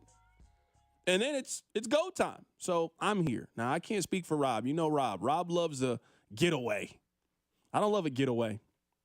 I've done all my getting away. I'm here now. I'm locked in. Rob, are you also committed? Are you planning on taking days off? I mean, the Chiefs play on Thanksgiving. I'm talking about being here on Black Friday. Are you standing with me? The Chiefs play on Christmas. I'm talking about coming up here and doing a special Christmas Day show. Are you committed to the cause? Neither one of those causes, and absolutely not. I don't know what you're talking about. I actually get my calendar. I do have another off day planned before the actual Chiefs season starts. Yeah, of course you do. I mean, if where are you going to KU's first game? Is that where you're going to be? If you consider Chris Oladokun against the Bears, football's back. Hey man, you can have it. I'm going to take a day off around that time of year. I'm thinking about doing the show from out there. That's what I'm thinking about. Thinking about doing it live from the preseason game to get you ready for Chiefs preseason action. That last one, that's a good one. You can do that one on the spiral. Ain't no one going to be in the way audio-wise. Nah, there ain't going to be nobody there. It's going to be you doing the show. All right, we got a lot to get into. We don't have a lot of time. We only got 30 minutes. We only got this one segment, the final hour of the show. We hand things off to Vern here coming up in about 20 minutes or so. All right, so let's talk about kind of a compilation of everything that we have talked about today, and we'll update you if you missed the show. The first thing is, tomorrow is, and I don't think this is hyperbole, it is the most anticipated episode for a podcast ever. I don't think that's arguable at this point. I think we are going to be talking about a podcast that in the first 24 hours does probably somewhere between 50 and 70 million listens, just to give you an idea of what we're talking about. The most watched Joe Rogan episode is the one that he did with Donald Trump. That's a big podcast, right? Like the president of the United States goes on a podcast. It had 67 million views. I think this one is going to do that in the first 24 hours. I looked this up. The most viewed podcast on YouTube is like an Arabic podcast. It has like 144 million views. Now, to what I found, the second most viewed podcast interview episode is Shannon Sharp with Cat Williams. You guys remember that when it was colossal. About, a year and a half ago? It had 90 million views. That's what I think we are talking about in like a week with this. You have one of the most successful podcasts that's out there, the most famous person in the world. They're going to sit down and do an interview for an hour and a half. I think we were talking about a tremendous number with like news. She's announcing an album on there. This is what I think the plan is. I'm not saying for this individual pod. This is just what I think the next 12 months looks like for Travis Kelce and Taylor Swift. I think tomorrow on her podcast, she's going to announce the release date for this album. I think she's going to tell you all the information. Hey, my album is coming out September 12th. I want you guys to buy it. Here's the name of it. Here was the process working on it. Travis has been so great. He's been so supportive. I think she's also going to announce that she's going on a tour after the football season, because I believe that her focus is going to fully and solely be on Travis's final year of playing in the National Football League. I think she will be at every game. All the road games, all the home games. I think she is locked into the Chiefs season ticket package. I think she will be at every single game. I think her focus is fully going to be on his football season. And then I think at the end of the year, I think that Travis Kelce is going to retire, and then his career is going to shift into focusing on her career. And he will be at everything that she does. He will be at every single tour date. That's what I believe is going to happen. They're rolling this thing out together. Yesterday, they tell us that she's going on the podcast. Today, he's on the cover of GQ. Tomorrow, the actual podcast comes out. They're just rolling this thing out. I think that's the plan. I think that Travis Kelce is playing his final year in the National Football League. And I think it will be obvious when we pick up on hints on what they talk about tomorrow that is the case. And good for them. I'm happy for both of them. Like, Travis Kelce has played double-digit years in the league. There's not really anything more that you can accomplish. You can retire right now and be a first-ballot Hall of Famer. You got the ultimate respect of everybody. We all think you're maybe the best at your position. There's nothing else to prove in a football sense. You've already had an eye in doing other things, and that's great. Go do movies. Go do podcasts. Go write a book. Go to all of these things. Like, that's what your life and your accomplishments have afforded you the opportunity to do. So I am happy for you. Maybe I end up being wrong in this thing and Kelce plays a couple more seasons. I think we know one thing. He ain't playing for another team that's other than the Chiefs. I don't really know why the Chiefs would bring him back for next year if they don't have to. This is the last year of his contract. Hey, your contract's expired. We know how football works. Like, we're moving in a different direction. I think they might want him back if he wants to come back, but I mean, everything ends at one point. And I don't think that Travis Kelce is going to go play for another team. I think he's just going to retire. I think he's going to do what his brother did and now just go be super media man. That's what I think the plan is. We'll find out tomorrow. We'll find out what he says, what she says. I am looking forward to it. It's pretty cool. I mean, she doesn't do a lot of interviews. Their relationship has been widely talked about. This is them together talking about their relationship. I do think it'll be entertaining. I'm looking forward to it. I plan on watching it. Rob, let me ask you this. When are you going to watch it? Are you going to watch it before you come to work? Are you going to watch it at some point? Like, when do you plan on consuming the New Heights podcast with Travis Kelce and Taylor Swift? So before the show Thursday, I will have consumed the podcast. I will be ready to talk all things Taylor and Travis and the podcast appearance by Thursday at 2. I feel like it's not that I'm the world's biggest Swiftie or that, I love their podcast. Not that I don't think their podcast is bad. It's just not my favorite podcast. But I feel like all the things happening is one of those, like, you can't miss a type of moments. Kind of like there have been, television shows that have these moments where you're like, all right, you got to watch it. Like Game of Thrones had these moments. You're like, oh, you have to be a part of this. It's a cultural phenomenon. That's how I feel about this podcast. It's going to be the most famous woman on earth and one of the most famous and most popular NFL players on one of the more popular podcasts in America, talking about everything we've always wanted to hear them talk about. I can't really afford to miss it. It's like a cultural phenomenon. All right, so that is one of the things that we talked about today. Let's get to another thing that we talked about. Patrick Mahomes sat down with Kay Adams of FanDuel Network. I don't know what she works for. I know she works for FanDuel. So Patrick Mahomes was asked if he thinks this could be the best team that he's ever played for. This is what he said. No, it's been a lot of fun out here in St. Joe's. It's competition. I mean, we've been getting after it, offense and defense. Special teams are doing a great job. I think guys are hungry, and that breeds excellence. And I think that all that competition that we're doing every single day is doing that. Do you think this is the best team you've had with the Chiefs? I think we have a chance to be. I always think we have the talent. We have the talent to be the best team that we have, but you got to go out there and prove it. And until we prove it, I'm not going to say we're the best. But if we go out there and win that Super Bowl, then we can say we're the best one. The only way that I think we can consider this team to be the best version of the Chiefs, because I don't want to, knock the notion. I mean, it's possible, right? They haven't played yet. It's possible. They got a lot of continuity, a lot of guys coming back. It's possible that we look at this as being the best Chiefs team. I think the only way that's possible is if their wide receiver room ends up being what we think it can be. They need everything to align for that room for this to be the case. If you ask me, what's the best version of the Chiefs? The best version of the Chiefs had the best version of Travis Kelce, or the best version of Tyreek Hill, or they had both of those things at the same time. Makes them really, really difficult to beat if you put that quarterback with those playmakers and those weapons, and they won a championship that way. I don't want this to be the case. I'm just thinking out loud if this is going to be the case. It's an NBA analogy. The NBA team, some teams have tried to get this collection of talent, and on paper it's supposed to work. They just could never get everybody healthy at the same time. This happened with the Brooklyn Nets. They had Kevin Durant, they had James Harden, and they had Kyrie Irving. And for whatever reason, it was just always very disjointed. They could never get everything together. The Milwaukee Bucks, they tried something very similar. I feel like the Phoenix Suns just tried this. The Los Angeles Clippers just tried this. You see this happen in the NBA where these teams get these three players together. It might not fit all the way, but they're hoping that they can just, get everything to align at one time. So far, at least with the Chiefs and trying it with these three wide receivers, they have been unable to get everything to align. Now, not all of that is their fault. You look at Hollywood Brown. He got hurt in the preseason last year. He just fell on his shoulder wrong. He got injured. Rashee Rice, he got hurt in the second game or third game of the season last year in which he tore a ligament in his knee. They've had this plan of these three wide receivers and the ability to beat you deep and the speed and underneath and developing. I see the vision of what they want to accomplish with their wide receiver room. They just can never get anybody on the field all at the same time. I mean, think about right now. Rice is dealing with the knee injury and we think is going to be suspended at some point between now and the beginning of the season. Hollywood Brown hasn't practiced the last couple of days. Now, that could just be a precaution, just not wanting to push him, but he hasn't practiced. We're looking at Xavier Worthy. When do we think that they can get all three of these guys together, aligned, playing healthy, their best ball all at the same time?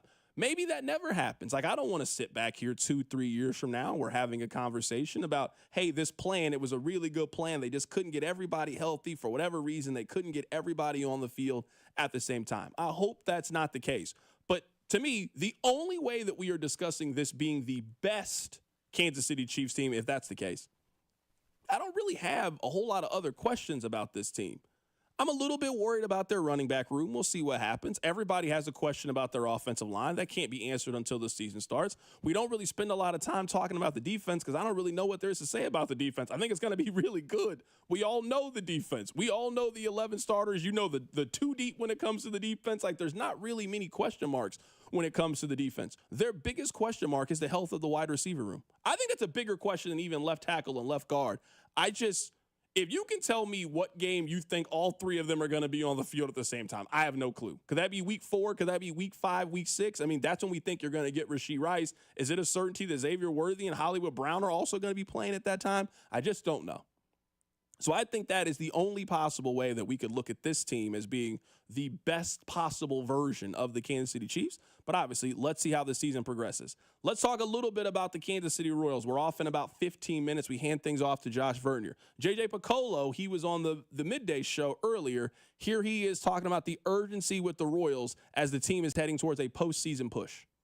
Well, there's urgency in the sense that there's just over 40 games left in the season, so you got to make a move at some point. But at the same time, if we're thinking about what our record is on September 15th, and here we are on August 12th, we're probably making a mistake. We got to go night to night, and tonight's the most important game of the season, and tomorrow afternoon will be the most important game of the season, and that's the way we've got to play it out the rest of the year. But we just got to take every day in stride and do the best we can and try to put ourselves in a position to somehow get into this wild card spot.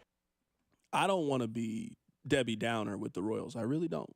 I don't want to be Debbie Downer with the Royals. This is just simply an observation that I'm making. I feel like if we could go back and we could track everything that we've said about the Royals at the 20-game mark, at the 30-game mark, the 50-game mark, I feel like it's all kind of been the same for everybody.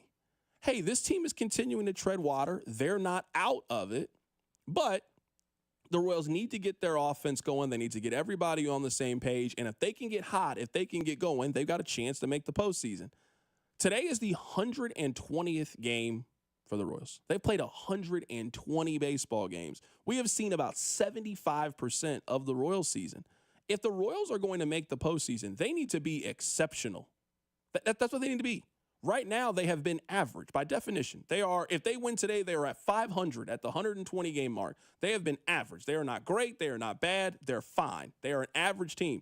If the Royals are going to do this, they need to be exemplary. They need to be phenomenal. They need to be one of the 5 best teams in baseball. Can they put that string together? You're running out of time of your ability to be able to do this thing if you're going to do it. And maybe it doesn't happen. We played that audio, I think it was a couple weeks ago, from Kenny Dillingham, the head coach at Arizona State. And he was saying, somebody has to go 6-6 in college football. Everybody can't go 8-4. Everybody can't go 9-3 and have a chance to make the college football playoff. Somebody has to go to the Beef O'Brady Bowl.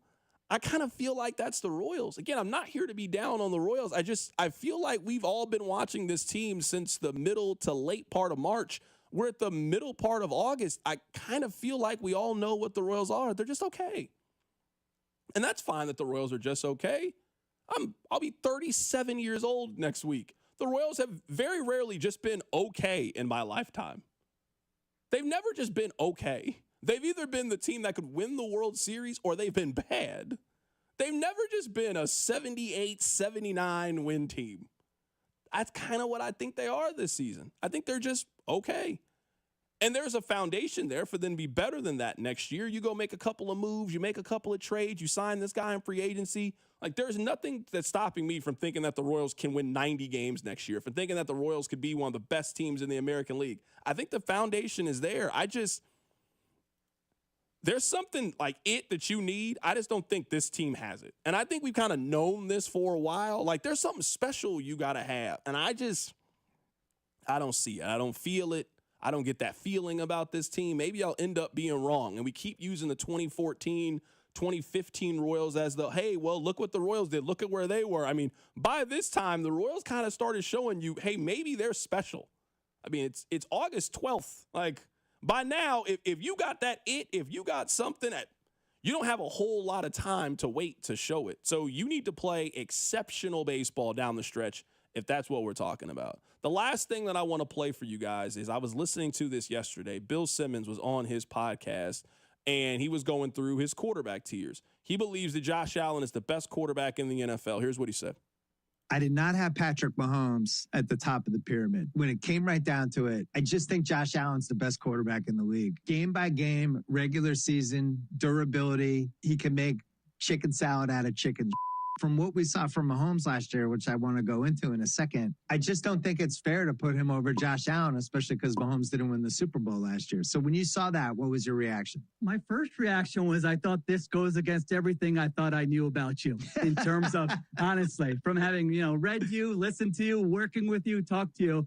I thought you had sort of a life principle that when one guy has the belt, somebody's got to come take the belt. If it is that close, and Patrick Mahomes has been to 5 Super Bowls, won 3, has played Josh Allen 4 times in the playoffs and beat him every time. I hear what you're saying. Those aren't Josh Allen's fault. I totally agree with that. But still, somebody wins, somebody loses. That's sports. I feel like Allen needs to either beat Mahomes and get to a Super Bowl or just win a Super Bowl to actually get the belt. I guess my question is it possible that he might have peaked a couple years ago as like Apex Mahomes? I'm talking through it. I'm not trying to be reactionary guy. I just don't think he was as good last year as he was in that 22 season and some of those other years. I mean, you guys know, I've said this about Mahomes. I think the dip in Mahomes' production is just tied to the infrastructure and weapons that they've put around him. They've just given him okay parts. When Mahomes was at his apex, when he was the best quarterback in the regular season, I think you guys would agree, like, he hasn't been the best regular season quarterback. I think that's kind of hard to deny based on the numbers. You gave him a Hall of Fame wide receiver and or a Hall of Fame tight end. And when you put those things with that quarterback, we saw exceptional play. Now the Chiefs, last year, they were a below average running team. They lost their number 1 and number 2 wide receiver, and their number 1 tight end is in his mid-30s. I think a drop-off is expected if that's the case. You haven't put an infrastructure around him for him to be dynamic and put up those big-time numbers. So I do agree with that part of it. The thing that frustrates me about Josh Allen, the way that we discuss him and the way that we talk about him is I just don't feel like we hold Josh Allen to the same standard that we hold other American superstars to. Like, there usually is a feeling of, hey, you got to go get it. You got to go accomplish it. And for whatever reason, I feel like we try to help Josh Allen skip the line in a way that just doesn't feel very sports natural to me. It's like we feel bad for him that they lost that game a few years back in the 13-second game, and we just never let that feeling go. I don't think that loss is Josh Allen's fault. I think he played really well. He left the field, and his team had the lead. Hey, your special teams, your defense let you down. You never got the ball. It's like then we felt bad for him that happened, that he didn't get another chance, and we just never stopped feeling bad for him. He has had 2 opportunities to go to the Super Bowl since then, and his offense failed in both instances. I don't feel like that gets brought up nearly enough. Go back to 2024. The Chiefs are an okay team. I know they won 11 games. I know they ended up winning the Super Bowl. I was here. That team didn't feel exceptional. That team didn't feel like it was a Goliath juggernaut team. They had to go on the road for the divisional round and the AFC Championship game. Buffalo has the ball, 1st and 10 from the 20-yard line with 8 minutes to go, down 3. If you are the best team in the AFC, if you're the best quarterback in the AFC, you got to figure out a way to score. You got to figure out a way to win that game at home. I know Patrick Mahomes would. Buffalo didn't score. Buffalo had 1st and 10 on this drive. They had 1st and 10 from the Chiefs' 27-yard line with 2 minutes and 42 seconds left to go, the 2-minute warning and 2 timeouts. You got to figure out a way to score a touchdown. If you're the king, if you're the best player in the league, you got to figure out a way. Buffalo settles for a 47-yard field goal. They missed that field goal. Kansas City goes on to win the Super Bowl. Buffalo continues to cry. Last season, just last year, almost the exact same scenario. Kansas City is up 32-29.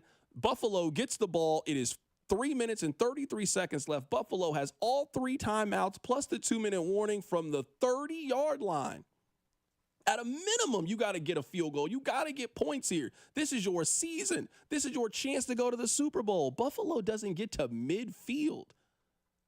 I feel like if there was any other quarterback that had the ball with the chance at the end of the game to either tie it or send his team to the Super Bowl and failed in both instances, I feel like that quarterback would take a couple more arrows than what Josh Allen has taken. He is fantastic. He is a phenomenal quarterback. He is the 2nd best quarterback in the National Football League. You don't get crowned king by playing well in November against Miami.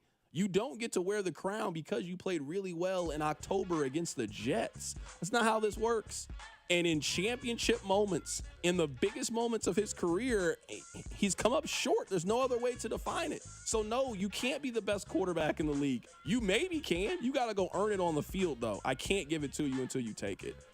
All right, we are off today. We'll be on tomorrow after the Royals day game. They got a day game tomorrow against the Nationals. I will be here. Rob will be here. Hopefully you'll be here. Take care. It's The Drive. The Drive with Carrington Harrison on your new home for Royals baseball. 96.5 The Fan. Brought to you by DM Injury Law. Have you or a loved one been in a car wreck? Contact DM Injury Law today and get the money you deserve. Car wreck? Remember, Mike's got this. If you have back-to-school shopping to do, then you should make Macy's your first stop, because Macy's has back-to-school styles from brands like Nike and Jordan, must-have denim from Levi's and Good